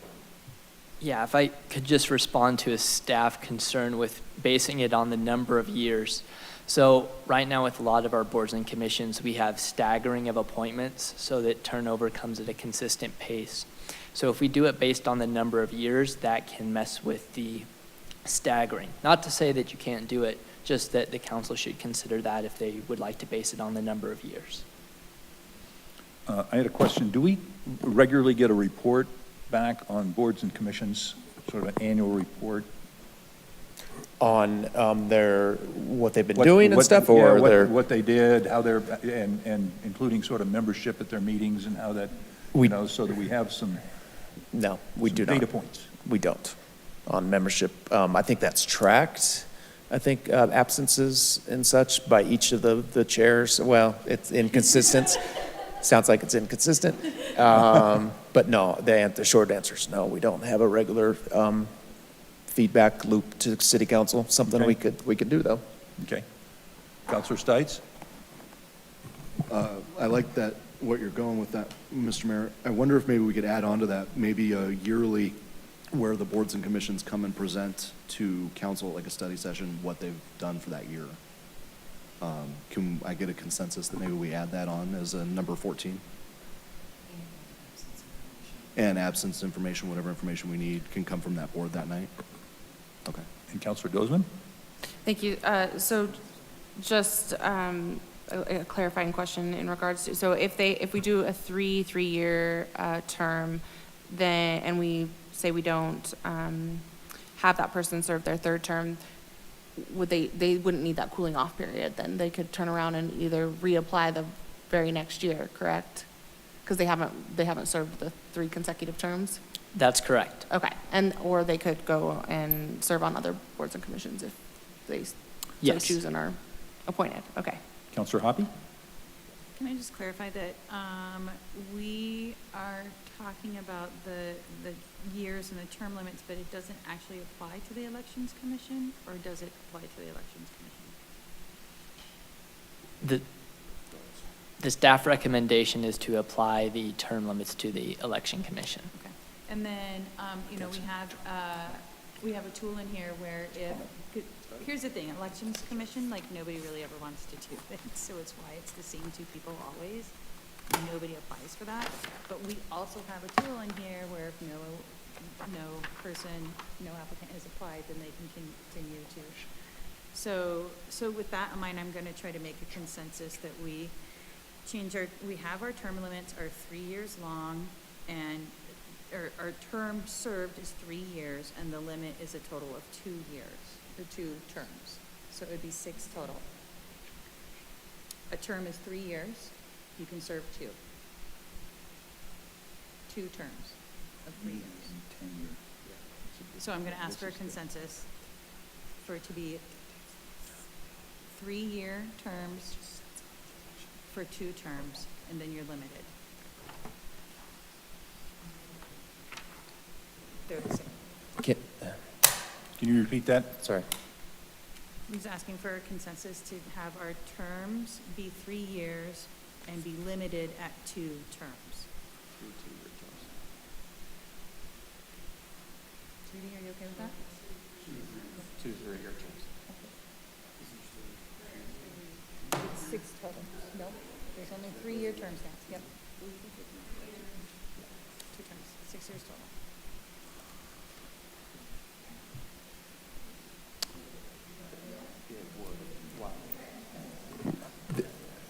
This is for everything but the Election Commission? Election too? I think we need to verify if that's not in the charter. Is it their term limits? Do we remember? There are no term limits in the charter. Okay. Yes.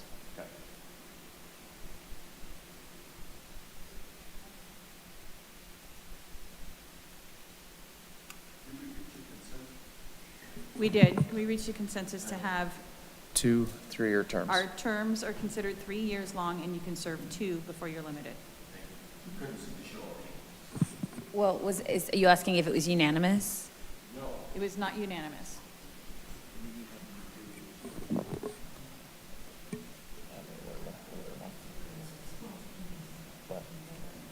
And I had a question then, in that scenario then, if there was no other qualified candidates at the end of that term limit,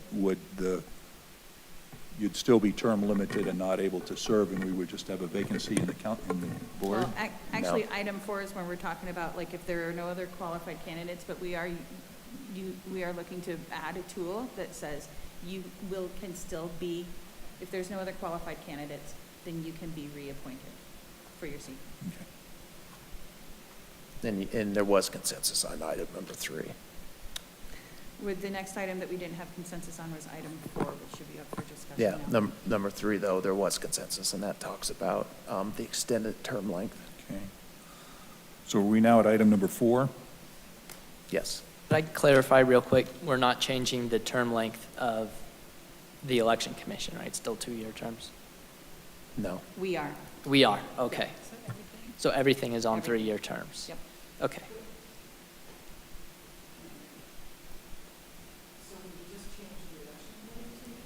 Yes.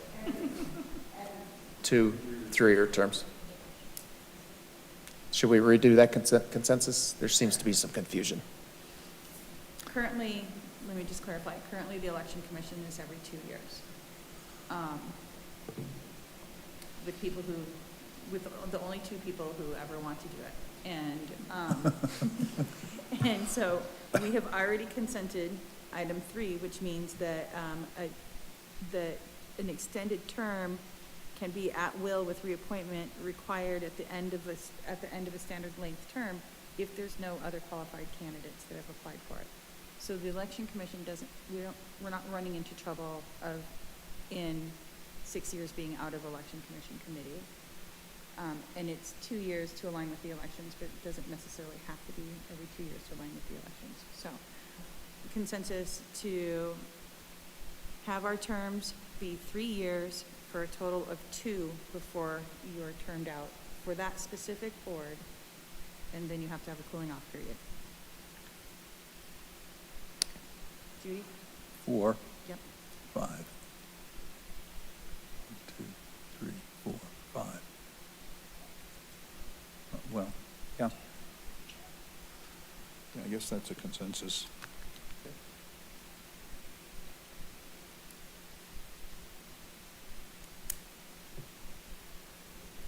Councilor Hulteen? Thank you. I'm sorry, I'm going to go back to a question on an item we had previous consensus on. So item 13. And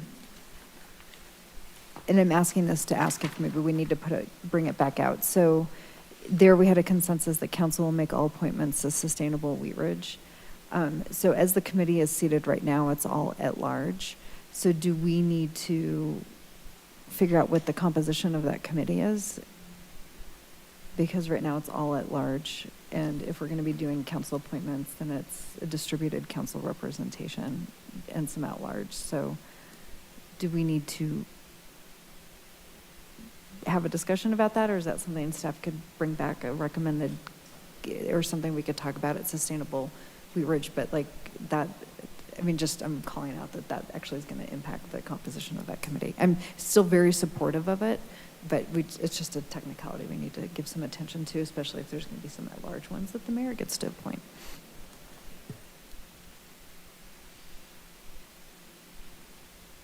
Well, I would think it would bear some more thought, some more study, quite frankly. Under what you've already decided, yeah, the mayor would make the appointments. They're all at large, and they would come back to council for consensus, unless you want to change it. I guess my thought on that is, and I don't know how this impacts the race and equity, but with Sustainable Wheat Ridge, I mean, it seems like some distributed representation across council, but I mean, this is kind of not in the study packet. It may be something we need to think about a little bit there, but. Can we bring that forward to a future study session, maybe? Yeah, I would think so. I think so. So do I'll we support that if you want to bring that forward, and we can do that. Yeah, I think for that one, we should probably have a discussion about that. So, so I'm going to revise the consensus for item number 13. Consensus to adopt the committee member appointment policy as presented by staff with the exception of Sustainable Wheat Ridge, coming back to council for discussion. So thank you for bringing that up, because I would like, if we are going to adopt a race and equity advisory committee and it's going to be structured the same way as Sustainable Wheat Ridge, I want to have that conversation as well, because I would like to have council representation as well as at large. So I'd prefer it to be a hybrid model. So I think that's worth having a discussion. Well, in regards I to do both have of that those. discussion on for tonight, when we get to decide how we're going to form that board on the next item. Yeah, I just, because For that one. they're coupled together in item 13, so I think. that's Would what's it be confusing. helpful to do it for all of our committees, so active adult committee? I was just going to say, maybe we could take a look at all those committees and Have a and larger look at committee the. discussion? Are Would they that be all, helpful? are I all think- of those committees at large? Yeah, Well, it depends, and item number 13 covers a lot of different types of groups and committees, the Lutheran campus planning effort, the 44th Avenue planning effort. A lot of those, we picked more technical type folks. So, yeah, we don't have a full list of current committees. They come and go. I think Sustainable Wheat Ridge and Race and Equity and Senior Advisory are probably the 3 standing ones right now. In the The PD, maybe? PD Community Advisory, Group is standing. standing. What the community partner grant program is. We could bring back that whole group to a whole separate study session. I think Some I of would, these- I would support that. Some of these seem to be more like, originated more as task force type Yes, functionality anyway, so. they are. Some are definite period of time, some aren't. Right. I would support it coming back to study session because it's kind of the evolution of Sustainable Wheat Ridge, like how it was initiated is a little bit different than its function now. Yeah. And I think its a current charter is actually kind of constraining some of its advisory capacities. So I think those at-large committees, it would be good to bring those back for a study session on reviewing for district representation appointment. We have consensus on that? Yeah. Well, we don't need one, but we'll do that. So essentially, we're removing 13 from the approval of the first consensus. Yeah. And bring back for a study session. Okay.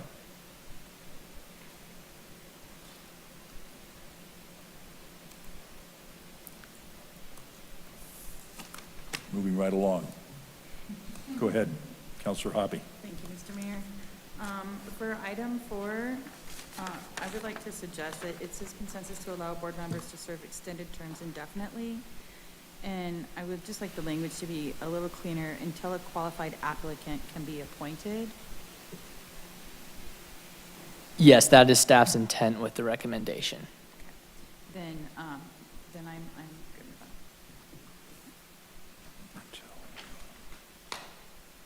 Does anybody else have any discussion about item 4?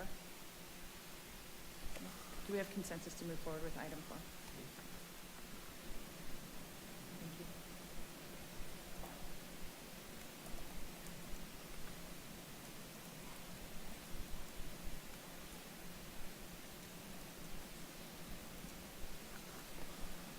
Okay, let's go to item 6. Mrs. Hoppy? Thank you.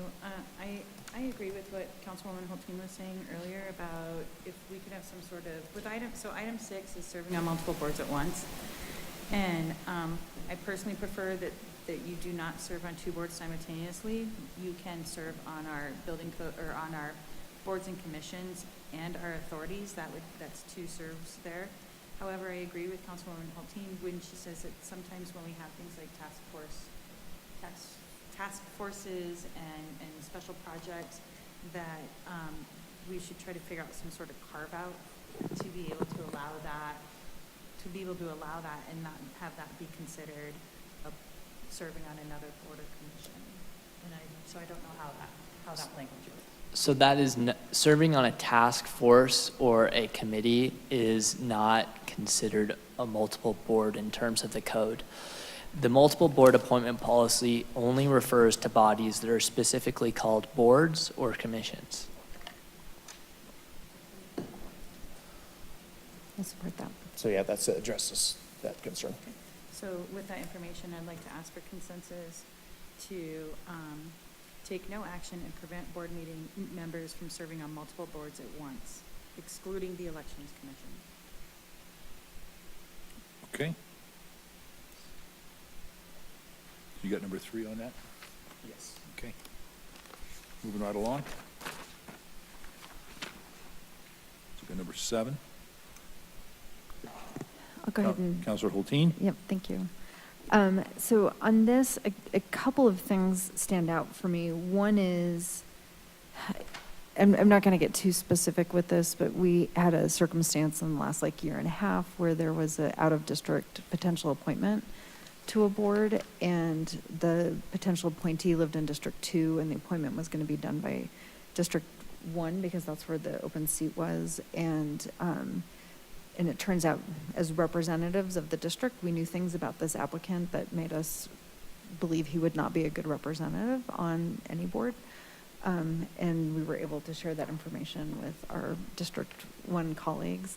And I think that's the kind of thing that just doesn't come through in an application. And so I think the staff, and it's not a underappreciation for staff's expertise and being able to look through these applications and pull out, like, these are qualities and things that are important. I would very much welcome, you know, if staff had recommendations in general when we're looking at planning commission.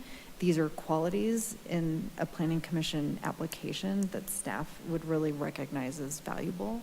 I mean, if there's a general guide for each of the boards and commissions around these are the kind of attributes or experience or qualities, or that would be really welcome. I also think it gets really confusing if we're going to be opening up our applications where people can mark that they're interested in 6 different boards. And that's going to create some really interesting three-dimensional chess amongst us to try and figure out who's going to get appointed to which positions when we have multiple applicants. And I think the staff liaisons or the staff like recommendations would complicate that even further. So I would very much welcome guidance from staff on, you know, qualities and characteristics, but I think it would put us in a position of having to, you know, not take the staff recommendations and have a discussion about that. And I think that council appointments are around those kind of understanding, you know, who the people are, you know, outside of their applications also. So in that sense, I think that the recommendations would make things more complicated and would maybe put us in a position to have to explain why we're not taking them in ways that maybe we don't want to have to do that. So I would suggest that we do not have the staff recommendations. We'll go to Councilor Stites and then Councilor Hoppe. Yeah, thank you, Mr. Mayor. I mean, I agree with Councilor Otine on this. I think that makes for an awkward moment on the dais when you have to go against what the staff recommended and maybe give a reason why, especially if it's something that might be, because you're essentially at that point talking about personnel decisions very publicly. While I do think it's nice to have the staff liaison make those recommendations, maybe that's not a formal recommendation. Maybe that's a conversation or something like that. That if I'm looking to appoint somebody in District 3, maybe I need to have a conversation, and there's people and I just can't decide that. That's a conversation I can have offline and make that decision on my own. So I would support taking the no action on that. I've got Councilor Hoppe and then Councilor Rome. I agree with my fellow council members. I support taking no action on that. I do know that as a staff liaison, if you're like, man, we really need someone who has some education background on this board and the application process is open, then I think absolutely have your chair send council an email that says, can you look for somebody with education background, or email the city council saying we're looking for somebody with an education background. Because also when we're appointing, like, in different districts, maybe some of the people who have applied for that seat in District 1 don't have an educational background, but maybe somebody in District 4 does. And so if that goes out to council, then I can be like, you know, D4 looks like you're the one that's got, you know, those skill sets in your applicants. So I suggest taking no action also. Councilor. May I make a quick comment, Mr. Well, Mayor? Just thank you, Mayor. Just a little piece of the intent of us bringing that to you for discussion actually had a lot to do also with potential removal of members, or at least seeing if you're open to staff letting you know, perhaps in that informal way that you described, when perhaps an applicant has really been struggling to meet the commitments of the board and commission. So perhaps consider that as to whether or not you might be open to that kind of feedback from the staff liaison that perhaps another member of the commission might not be comfortable in sharing. Councilor Ohm. I think you just read my mind. One thing that I would like is I definitely would like some staff feedback, not necessarily a recommendation, but there's going to be times when you might have some insight on a particular candidate that, you know, they could check the boxes and they meet all the criteria and everything looks good on paper, but, you know, it's like, you know, by the way, this has happened. It might be something with, you know, could be short-term rentals, could be anything that maybe I just am not aware of, and I would find that information insightful as we're choosing candidates. Thank you. Councilor Stites and Councilor Hulteen.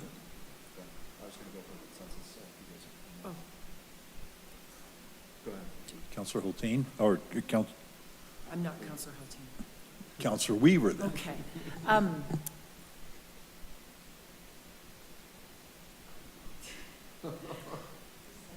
I can't, my age, I just lost it.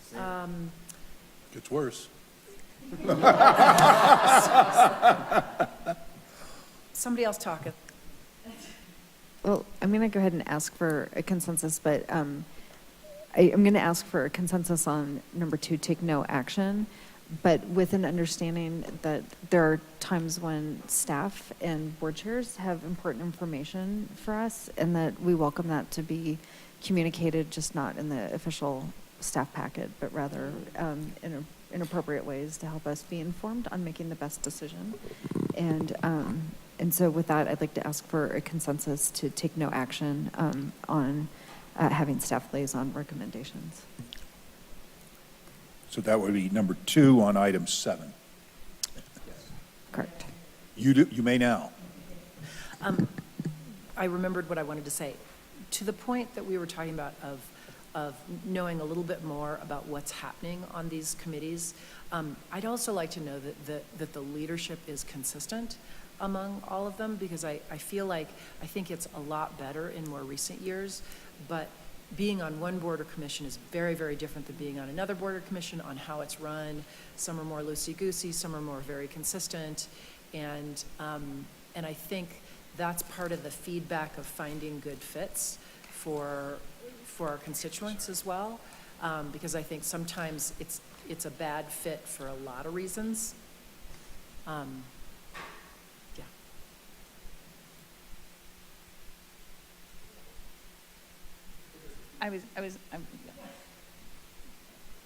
Yeah, and along those lines, I know that Cole, when we were talking about this a lot, there's going to be some training that's going to be necessary for staff liaisons, and I would like some of that training to be to encompass things like the calendar reminders, that the memos are professionally done, that it's not your agenda with one attachment and then a week later you get, oh, here's another attachment, and the day of, oh, here's another attachment, right, which does happen in some of our committees. So along with the training, if we could, to what Amanda was saying, let's bring it to a more professional level, and the level that we receive our packets at should be the level that our other boards get.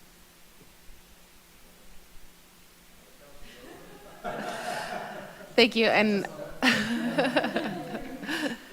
so I think the annual report on boards and commissions will go a long way as to maybe addressing some of those concerns that we might have, and then we can kind of go from there. Thank you.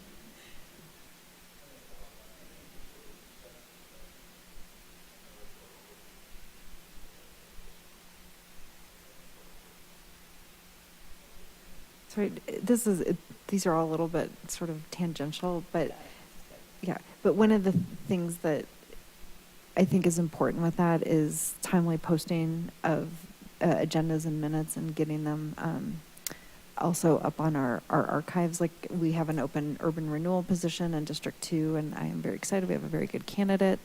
And when I was talking to her about it, I went in to go find sort of recent minutes so I could talk intelligently about it, and it was a little bit hard to find. So as part of this whole refresh and that, like, recognizing that that information is important for people who are considering.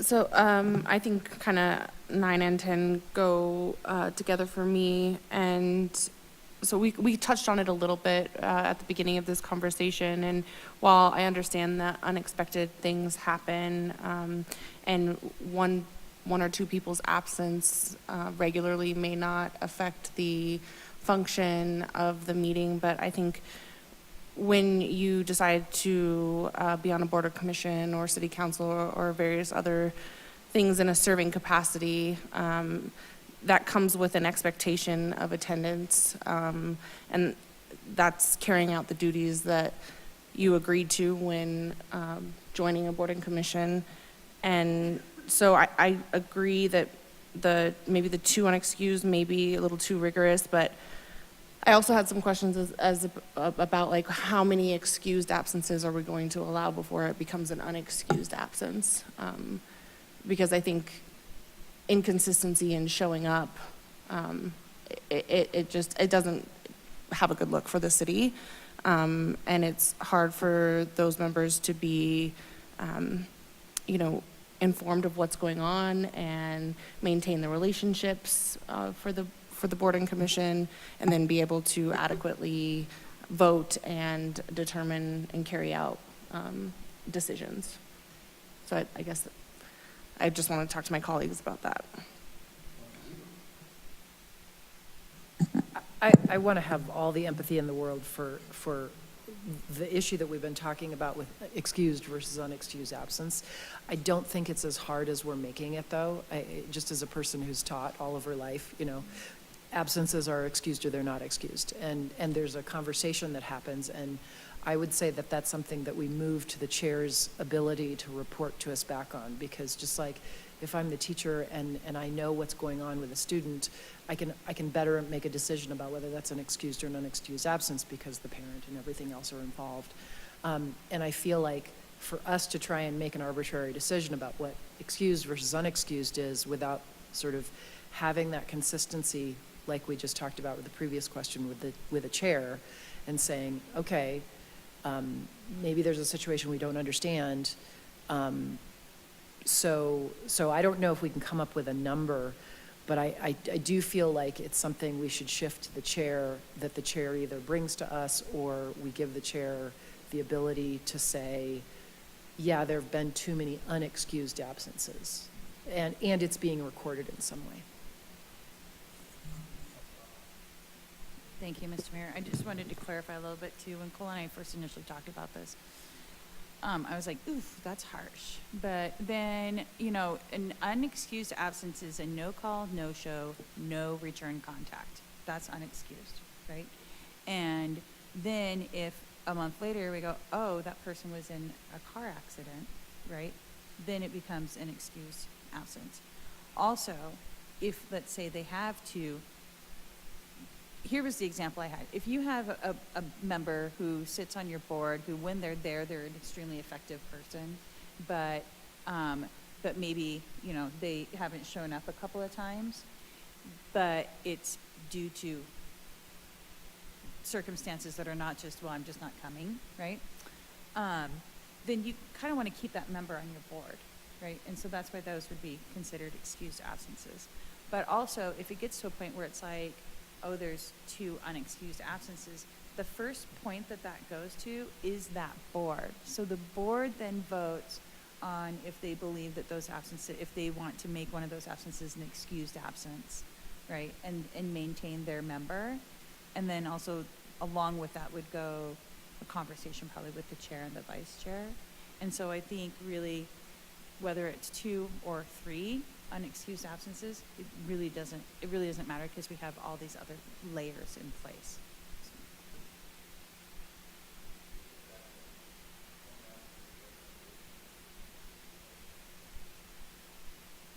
So, yeah, so 2 no call, no show, no contacts puts you in a position where the board liaison can recommend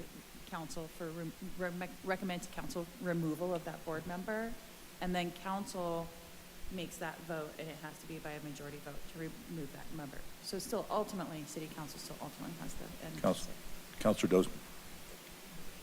So from what I was hearing, it's kind of a mechanism in regards to those members that you're just not hearing from and aren't showing up and you can't really wrangle, correct? I mean, because I think that that's what needs to be addressed here, right?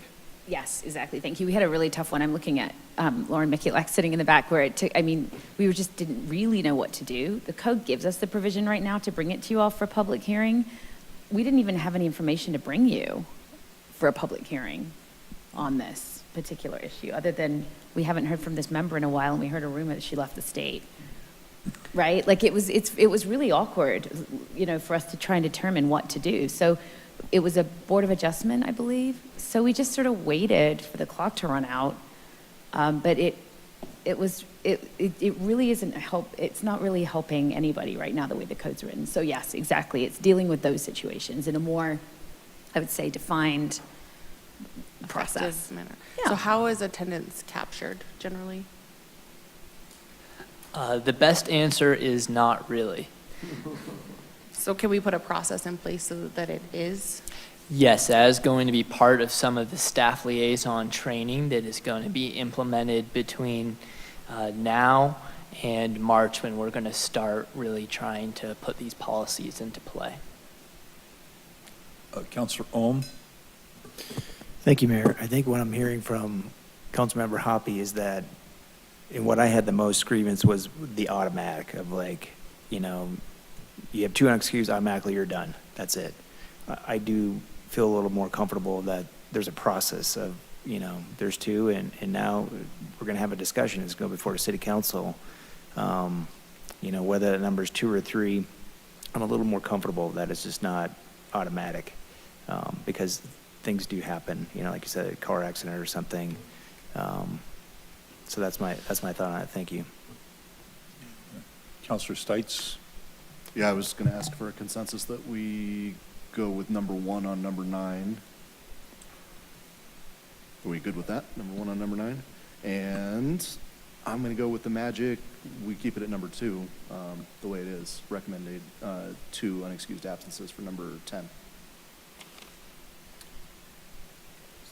Okay, so on number 10, we're going to a consensus on the second item to automatically dismiss a board member with 2 unexcused absences in a year. Just to clarify, what I heard was a little bit different than this recommendation. Well, I guess it would be a little bit, it would be with it would come to the liaison and the board chair, right?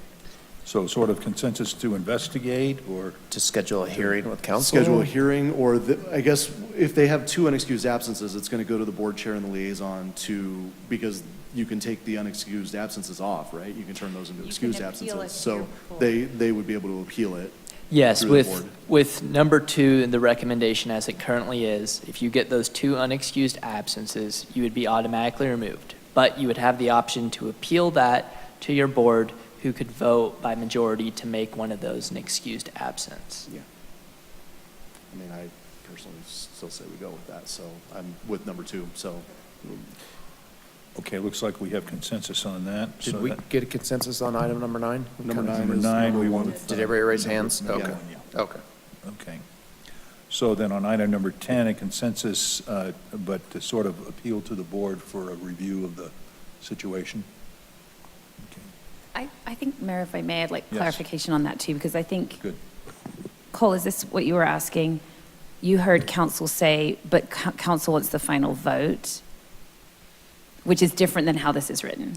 That is what I heard, yes. Okay. And so my understanding of the clarification was council was okay with leaving that appeal at a board level. I mean, I personally don't want to be the attendance police for all of our boards and commissions. And I feel like if it's a big enough problem on the board and commission, it should be handled on the board and commission. And if they need to get rid of that member and then I need to go find that a new member, that's on me. But if they want to get rid of that member because they're not showing up, that's on that liaison, that staff member, and that. I think why it originally came back to council is because you appoint them, but I guess if council sets the rule that you're giving your authority to the chair, the boards to make that decision for you, I think that's fine. I think as long as we're all on the same page, Yes. that's what we're saying here, is to Yes. go with this consensus, which is with the provisions that Cole has described, It's not automatic, though. but it also isn't coming back for a council vote Correct. to dismiss. So, yes. Okay, Correct. thank you. I just want to make sure, yeah. Just to be clear, the recommendation is an automatic removal, but that board can essentially vote to put that person back in Right. by a majority vote of their membership, excluding the automatically removed board member. Yes. So it has to come back to that board to make the final decision. To the board, not to the that board, council. but not the council. Yes.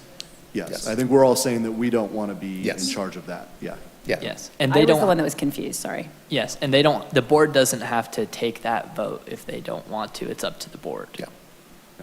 And once again, that would be a majority of all of the members of the board, or the members of the board at that meeting voting on that issue? That one would be all the members in the board, excluding that removed one.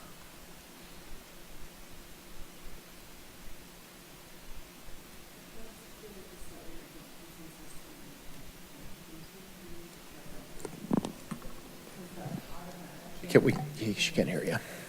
Sorry, I thought I had my microphone on. It sounds like a slightly different consensus than we came to, because the automatic dismissal of the board member with 2 unexcused absences sounds a little bit different than a process that a board chair could elect to initiate. It sounds like what we're talking about is a trigger. Once there are 2 unexcused absences, then the board chair may elect to dismiss that person.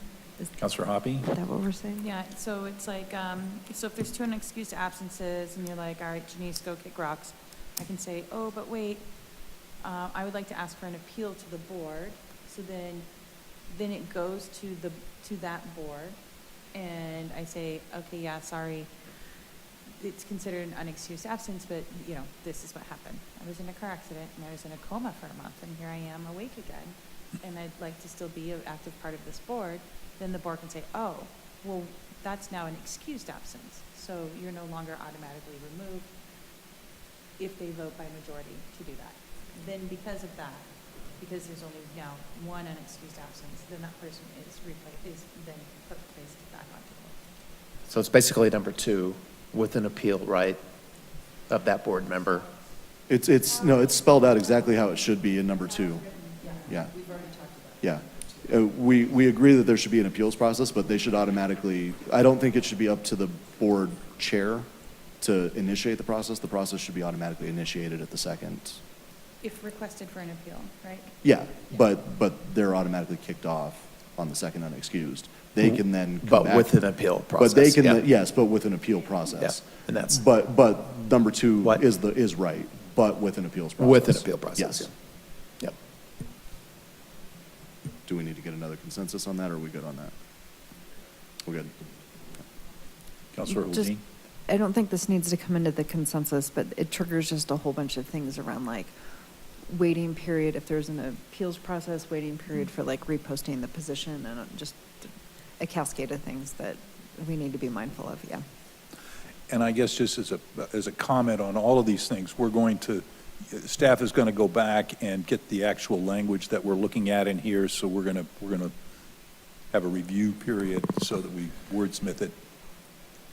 Yes, this will be, these code amendments will be made by ordinance, which means you will see this 2 more times in the writing of the language, which will be put into the code before it is adopted. Okay. Moving on. Item number 11. Well, this has to do with the city manager's powers. There's questions about that one? Deep question. Somebody had a question about that one? Okay, Oh, Councilor Hoppe. I didn't actually have a question about that one, but like, I agree with item 1. I think that part of the suggestion was that Councilwoman Hulteen was thinking maybe that mayor should be able to do that, but we've already made that with a different consensus. So at this point, unless anybody else had any questions on that, I'd like to ask for consensus on item 11 to go with staff recommendation of number 1. Council. Good. That consensus. All right, so that's not council, that's staff? No. It'd be an at-large position, so you'll be Okay. selecting that position. Oh, the mayor, huh? Yeah, there you go. Give you something to do. Hey, that's pretty good. Thank you. It Okay. ends the debate of the city manager going, wait, what? I get an appointment? And then the liaison going, no, that doesn't happen, and us having to check the code again. Thank you. We're going to get the city manager an appointment with his dentist.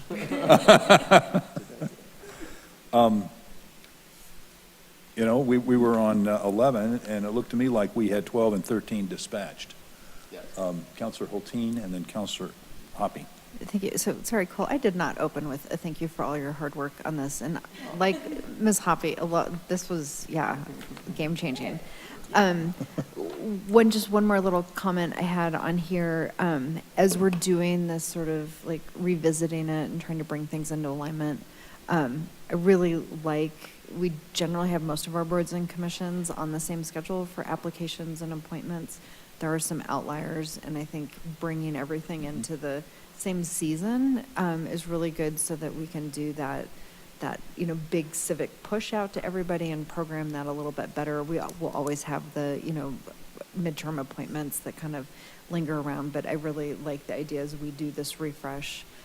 What are the adjustments we need to do to bring all the boards and commissions into the same, March renewal? So. And I had sort of one other thought, that when we get some more feedback on what you're doing, can we get sort of a chart of all the boards and commissions by not name membership, but positions, District 1, and where we're still staggering terms, right? Yeah. And so how the staggering will happen, so that we get a feel for how many people and positions and support that we're seeking in our community. Yeah, and actually, Mayor, there's a couple that kind of got a little off kilter, to be honest. We noticed in the last round of appointments, there are some boards that have more at 1 year than others. It's just sort of happened over this. So this might be a good opportunity in this next March to reset. Yeah, I think we're sort of looking at a reset, and I don't know Yep. that we'll get it all done in 1 year, but if you get it mostly along the way. Yep. Okay. That's the goal. Counselor Dozeman. Something else that is addressed is the application process. Do you have any idea as to what kind of changes that process will, or the application itself will undertake? So the change that we informed the council that we plan to make with the application was to allow someone to select all of the boards that they would like to serve on with their preferences. That way, for example, we have this code amendment and council agrees with it that you can't serve on multiple boards or commissions at once. Well, if someone wanted to sit on the Planning Commission and the Parks and Recreation Commission, there's a seat open for both. They would be able to select, I want to do this one and this one, but I want to do Parks and Rec more than the other one. That's the change that we're planning on making to that application. Just a minute before I go to you. Is it possible to put the name first? The applicant's name at the top of the application, or? Yes, we can definitely put the applicant's name at the top of the application page. That is something we've heard, is that when going through those hundreds of application pages, that it can get a little bit messy and a little bit confusing. So we plan to put the name of the person right on the top of every page. That way you know who you're looking at. Excellent. Counselor Hoppy. I just wanted to ask for clarification and make sure that we have moved item 13 to a future study session. We did. We got consensus to move that, yes.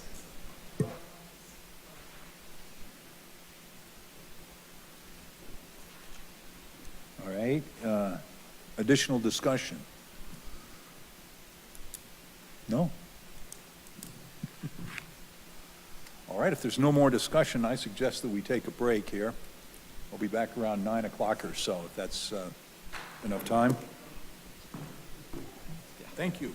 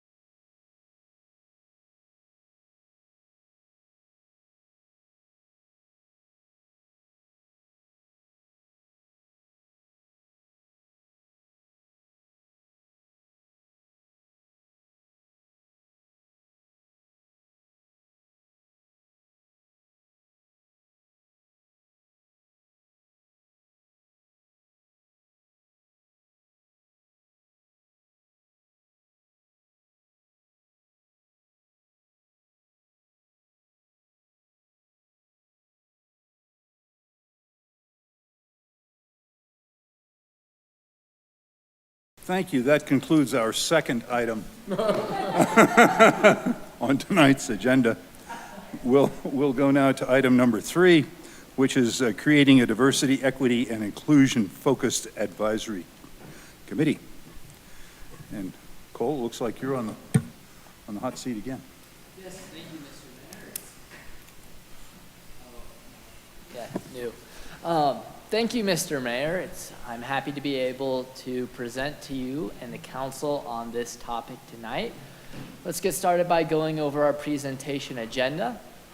We're going to start with the background, the why we got here, why we're discussing it, before we move into staff's recommendations on a scope of work and budget, structure, possible committee names, and a timeline to establish a diversity, equity, and inclusion-focused advisory committee for the council. And then we'll come to an end of this presentation. So with our background, let's start with the Race and Equity Task Force, which was formed in February 2021. They were assigned to complete several tasks with the goal to make Wheat Ridge a more inclusive and responsive community.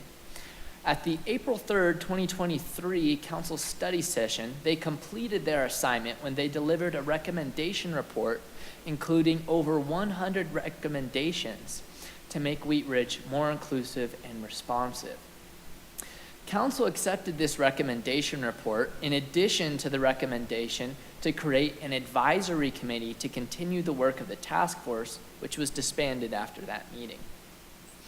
Staff has researched several similarly focused advisory committees in the state and in the nation, and as a result has prepared recommendations for the council to consider when establishing this advisory committee. The staff is making some recommendations pertaining to the scope, and they're summarized on the presentation there, but I would like to read out all of the things that we are recommending that this advisory committee do. So I will do that briefly. We are recommending that they advise the city council on policies and practices to make Wheat Ridge a more diverse, equitable, and inclusive community. That they advise the city council on the implementation of the 2023 Race and Equity Task Force recommendation report. That they act as a liaison between the community and the city council to bring forward issues and solutions related to diversity, equity, and inclusion in the city.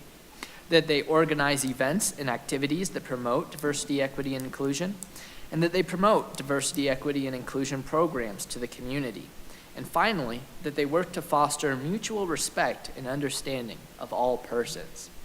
Because of the focus on organizing events and activities, we are recommending that this committee have a $10,000 budget for those activities, and that budget would be established in 2024. We are recommending that this committee consist of 10 at-large members appointed by the city council, but based on the consensus that was provided before, we would change that to 10 at-large members appointed by the mayor. With a preference for persons with experience working on diversity, equity, and inclusion issues, or persons with lived experience. We also recommend that this committee adopt the policies established for other boards and commissions, like term limits and unexcused absences that council just reached consensus on. And that in addition to the 10 at-large members, there be one non-voting council liaison appointed by the mayor and limited to serving a 2-year term, with the primary responsibility of facilitating communication between the city council and the committee. Next, we have some possible committee names for you to consider, and I'll read through them all briefly. First, we have the Justice, Equity, Diversity, and Inclusion, or JEDI Committee. Then we have the Diversity, Equity, and Inclusion, or DEI Committee. The Inclusion, Diversity, and Equity Advancement IDEA Committee. The Committee for Advancing Race and Equity, CARE. The Race and Equity Committee, REC. And the Human Relations Committee, HRC. Finally, we are recommending the following timeline: that we begin to accept applications for this committee by fall 2023 with the goal of appointing members by early 2024. That brings us to the end of my presentation.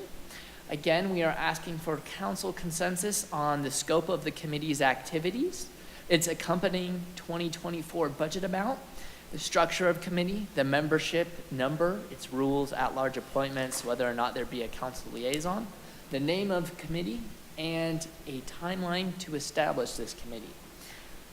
That is the end of my presentation. I'd be happy to answer any questions that you may have. I'll hand this meeting back over to the mayor. Thank you. Discussion on item number 3. Councillor Hoppe? Thank you, Mr. Mayor.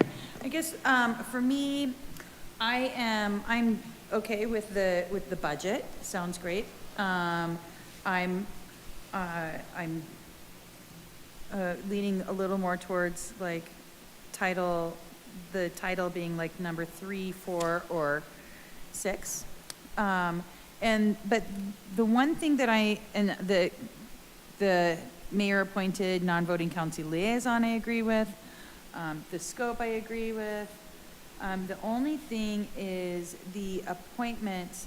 The hard thing is for this type of committee, just much like the sustainable committee, is that there's some definite, like very specific, like on the sustainability committee, we have people that work in sustainability, and there might be more of those in one district than another district, and so it's really hard to have specific district representation on these very two specific committees that we have. And so I don't know how we do that. While I do believe that the mayor should have some at-large appointments on both of those committees, I think that as city council, we should also be able to have some appointments on those committees. So I'm not really sure how do we work that little bug out that we've given ourselves from our consensus from earlier. So that's a bug, but we also have that coming as a future study session, so I'm not going to super dwell on it. I just want to put it out there that the way that happens will potentially be changing. Mm-hmm. Other than that, I'm good with the 10, with the size, and with it adhering to all the other rules. But the one thing that I also have a question on is, I think that this type of committee, along with the sustainability committee, is the type where you shouldn't necessarily have to be a citizen of Wheat Ridge to be on it, because again, there's some very specific skill sets that someone who maybe either works in Wheat Ridge or educates in Wheat Ridge or is like maybe they're with Xcel Energy, and so so they would go with they would work with the sustainability committee, right? Something like that. So so I just am not sure how, because what we had looked at in our memo before, I'm not really sure how we can apply or not apply the must be a resident of the city. And I don't think that we should have to apply the voting piece either. But again, that's all part of our charter. So I'm not sure how would that apply, not apply to this committee? Yes, so the official answer is that it does not apply. Those charter requirements do not apply to this committee because it is not a board or commission. So the staff recommendation is not to impose those residency or registered voter requirements, just for the reason that you spoke, because we're looking for a preference toward those who have expertise. So for example, maybe there's someone from the ARC who might not necessarily reside in the city, but would be a really good fit for this board in giving advice to the city council. Thank you. Well, then I'm good with all the rest of it. Councillor Weaver. I agree with everything Councillor Hoppe said. Thanks for the presentation. I would say that I would like at least a portion of the committee be from Wheat Ridge. However we figure that out. It sounds like it's going to be a lot like the sustainability, so maybe that discussion gets tapped into that, how we divide out between expertise and all of these things. I'm fine with some people being from outside Wheat Ridge because of all the things you've discussed, but I would like us to make sure that we do have a majority of citizens on the committee. And I don't quite know how Ms. Hoppy could miss number 1 as the title, that would be my choice. But we'll agree to disagree on that. Counselor Stites. Thank you, Mr. Mayor. I agree with everything said so far, mostly. I think as far as the makeup of the committee, 10 people with liaison is fine. I would like to see them maybe 1 per district or something like that, and then some sort of residency requirement for most of the board, if not, but not all. Most of the board and not all of the board, if that makes sense. So maybe 6 of the 10 or something like that. But are we going to discuss that tonight, or are we going to move that whole discussion to that study session future? If you want to have that discussion with everything else, we can kind of table that piece of it, Okay. and then we can just kind of go all in on the future meeting. That's fine, because I think all these committees can kind of look the same, so I'm fine punting that to a future study session. I think the budget is good. The fanboy in me wants Jedi. I think I like the idea committee, the number 3, better. As far as actual implementation, I think that DEI and REC are confusing, and CARE is a little too, it's used. So idea or Jedi for me, I guess. And I don't know if that answered all the other questions, so thank you. Thank you. Counselor Ohm? Thank you, Mayor. I agree with my fellow council members. I kind of think it should be maybe a 60-40 split, where it's definitely a majority of residents. And then as far as my only comment is on the name, ARC was talking about inclusion, and so the first thing that always comes to my mind is going to be accessibility. So I don't know if another idea might be a community for accessibility, race, and equity, instead of advancing. Thank you. Counselor Hulteen. Thank you.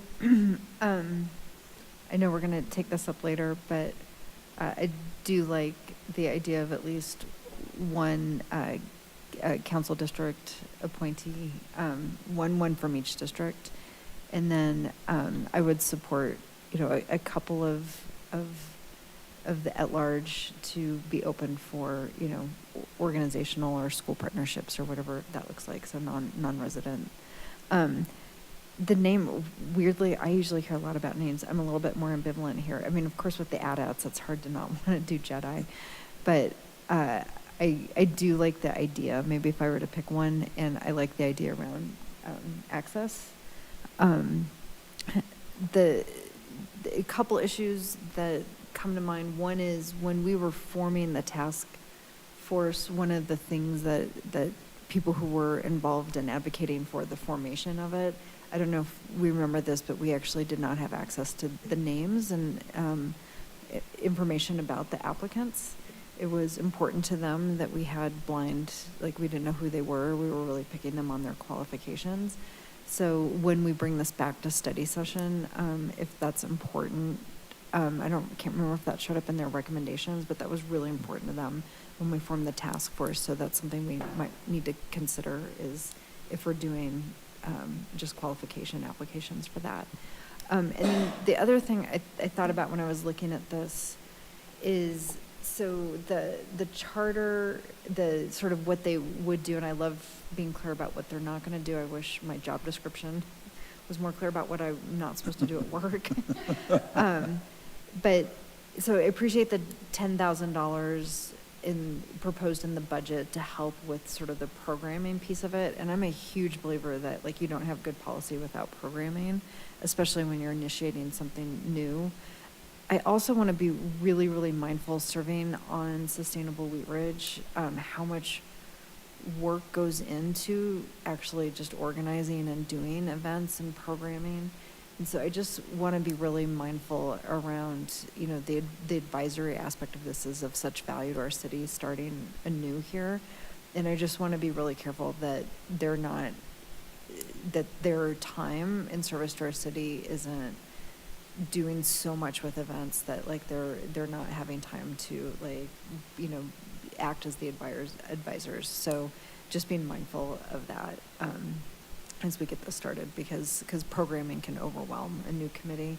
And I think I've heard from council that we're really looking forward to their advisory role. So other than that, I am very excited about the budget, the timeline, and I also like having the council liaison on there to help keep myself and my peers engaged in what's going on. So thank you. Councilor Dozman? Thank you, Mr. Mayor. So I just wanted to touch on the council budget, and maybe you can kind of provide some clarity as far as Sustainable Wheat Ridge and what their budget is and what kind of like events and promotions and activities fall within their scope. And I guess I just don't really imagine an advisory committee to council necessarily needing those events, activities, and promotions, but maybe you can speak to as to why they would. Yeah, that's a great question. When we started Sustainable Wheat Ridge, I want to say that it was like a $25,000 budget, and about $7,500 was specifically earmarked for some home energy squad audits through Excel, and then the rest was sort of, you know, what they could make use of it. Now the budget is sort of tied between the division of internally and then also the committee. So now it's closer to $50,000-$75,000 for the whole group, and that's offering the resources through Resource Central. It's a lot of third-party support that the group recommends that staff implement. So things like the Regional Air Quality Council lawnmower exchange program, the Garden in a Box. Those are some big ones. What else? We're planning some lawn replacement stuff for next year. So a lot of it right now has moved from as much of the event programming that it was in the first few years, and has sort of moved into the programming piece, and which could be what the future of this looks like, but this is sort of mimicking what the beginning of the Sustainable Wheat Ridge looked like.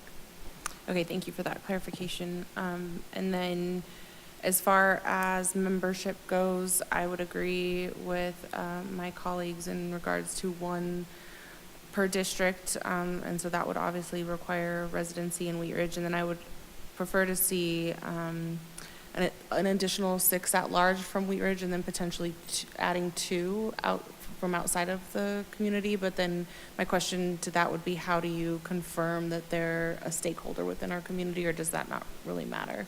It's just a level of expertise that they're offering. I think depending on how we have that conversation, when we have the future, when we can sort of talk about what we want the application to look like, if we want it to be a blind process, if we want it to be something where a lot of like on Wheat Ridge 101 applications, we say like, what's your relationship with the city? And so it's an open-ended question, and sometimes it's multiple boxes that they're checking. You know, they're business owners and residents, or they go to school in Wheat Ridge, but they actually live in Lakewood. And so there's multiple ways to kind of check that box, but I think during the application process, we can help make that clear. Thank you. And then as far as names go, I like number 1, Jedi, although I think I heard something about another organization being named that. And then I also agree 3, Inclusion, Diversity, Equity, and Accessibility Committee. Maybe keep it idea, but then add accessibility instead of advancement. And then I think we're going to delve deeper into that with the Sustainability Committee. But I think somewhere between 10 and 12 members, 10 being from Wheat Ridge and then 2 being outside of Wheat Ridge, or stakeholders within the community, I would agree with. Councilor Hutchinson? The members who are on the task force now, they're all from Wheat Ridge? No, they are mostly from Wheat Ridge. If you remember, we had, I think she's now going into her junior year, but she was an 8th grader who used to live in Wheat Ridge, but is now in Lakewood, but her grandparents live, so she had a connection to Wheat Ridge. And I think that was the only one.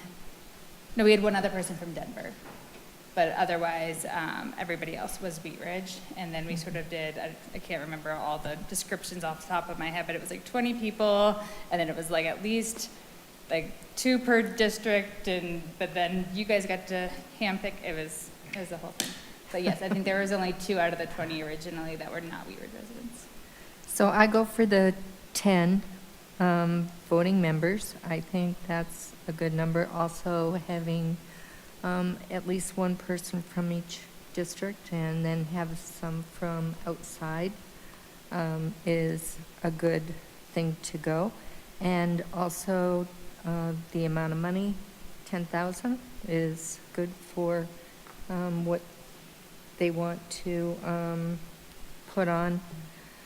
And also, like the name, the number 3, also, what did you say for instead of advancement? So inclusion, diversity, equity, and accessibility. Yeah, I like that, number 3. And, yeah, I think that's it. Okay, additional discussion? I've got Councillor Hoppy. Thank you, Mr. Mayor. I just, keeping in mind that we are going to have a separate study session coming up to talk about how exactly the committees are formed in both Sustainable Wheat Ridge and in this committee. So I will be skipping that piece, but I'll be looking for a consensus to move forward with the rest of the staff recommendations and to pick our name as the IDEA Committee, Inclusion, Diversity, Equity, and Accessibility IDEA Committee. Very good. I also want to mention there's a Jeffco Jedis already, so it's the same, it does the same thing, it does equity work.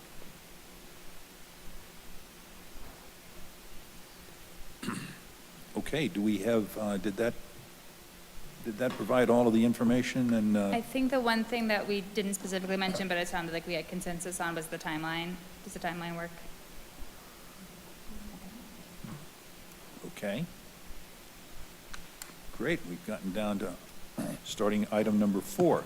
This is our parking and charging for Mr. Mayor. electric vehicles. Yes, sir. If I can interrupt you real quick, I'm wondering if we can move item number 4 to maybe next week. After the meeting, we can do a special study session and do a presentation and do that discussion then. Can I have a consensus that we move item number 4 to next week? Okay, there's a consensus to move item number 4 to next week.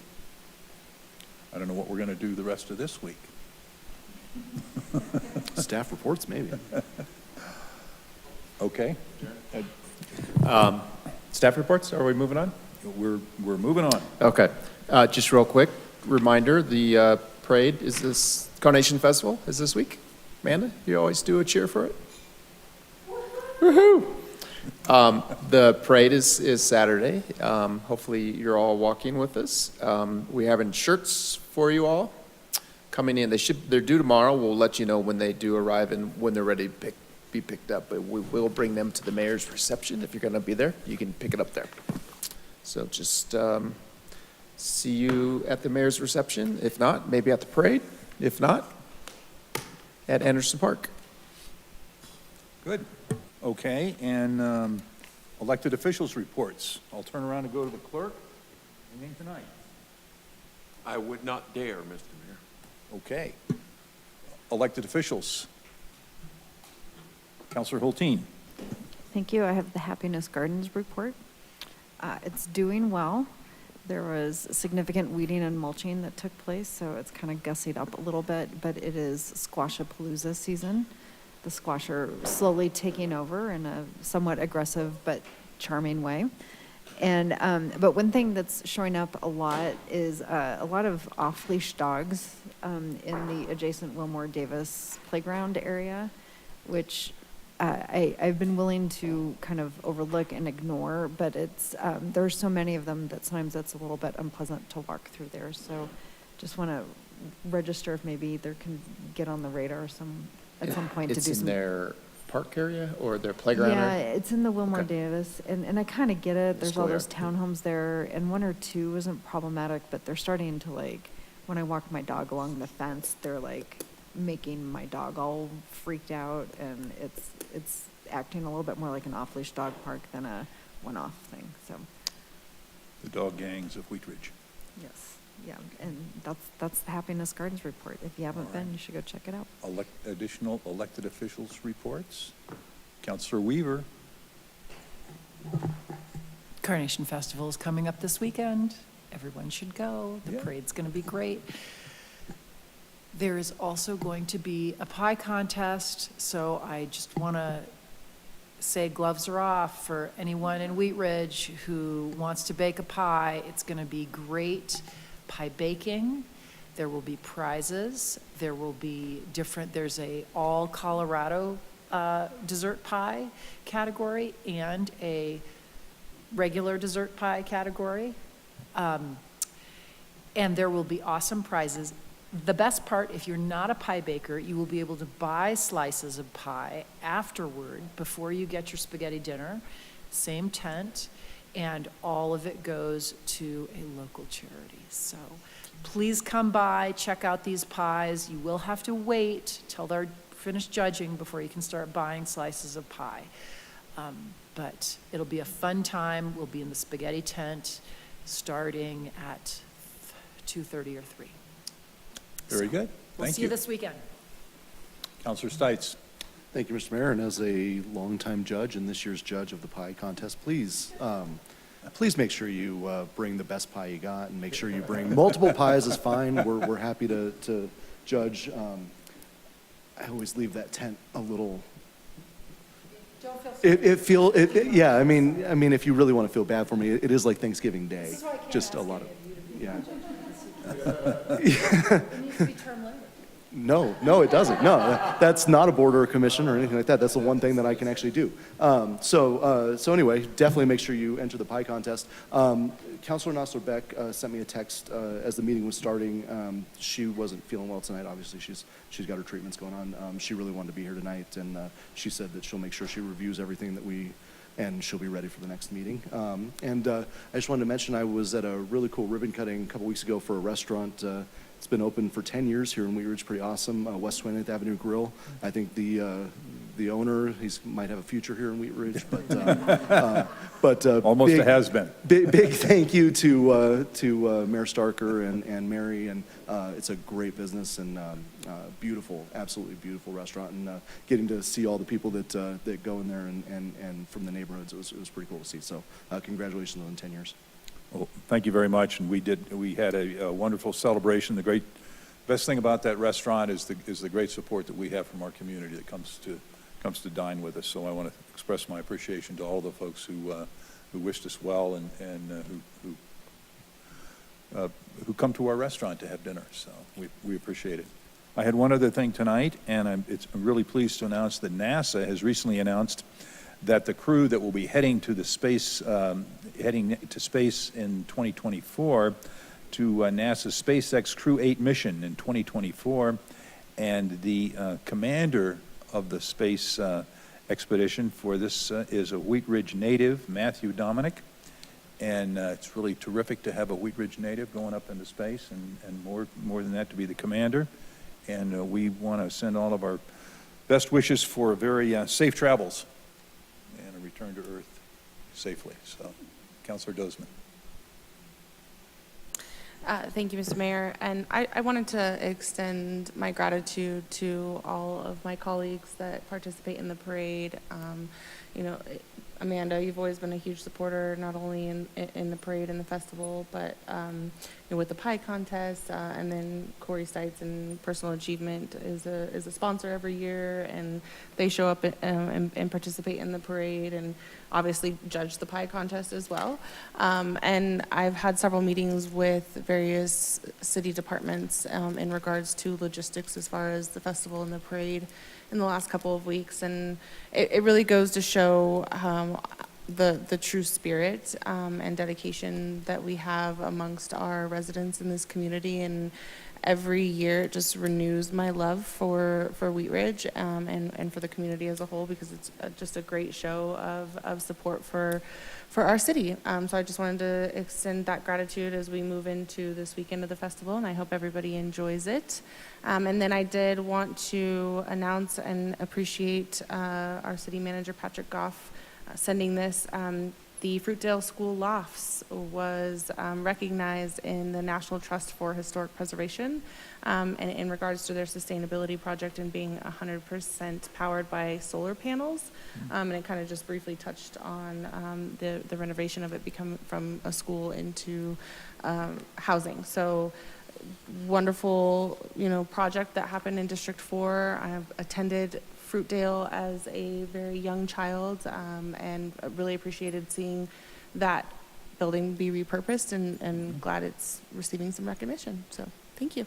Great, thank you. Any additional matters to come before our study session tonight, before we stand adjourned? We will be back here. Oh, Councilor Hutchinson. Regarding Fruitdale, I'm very surprised to see the picture of the solar on the flat roof, because I've talked to solar people before, and they stated that they don't do solar on flat roofs. Really? So, I mean, the whole roof has solar panels, Yeah. and then behind it, they do. I mean, the new construction that's being built here is mostly flat on top, right?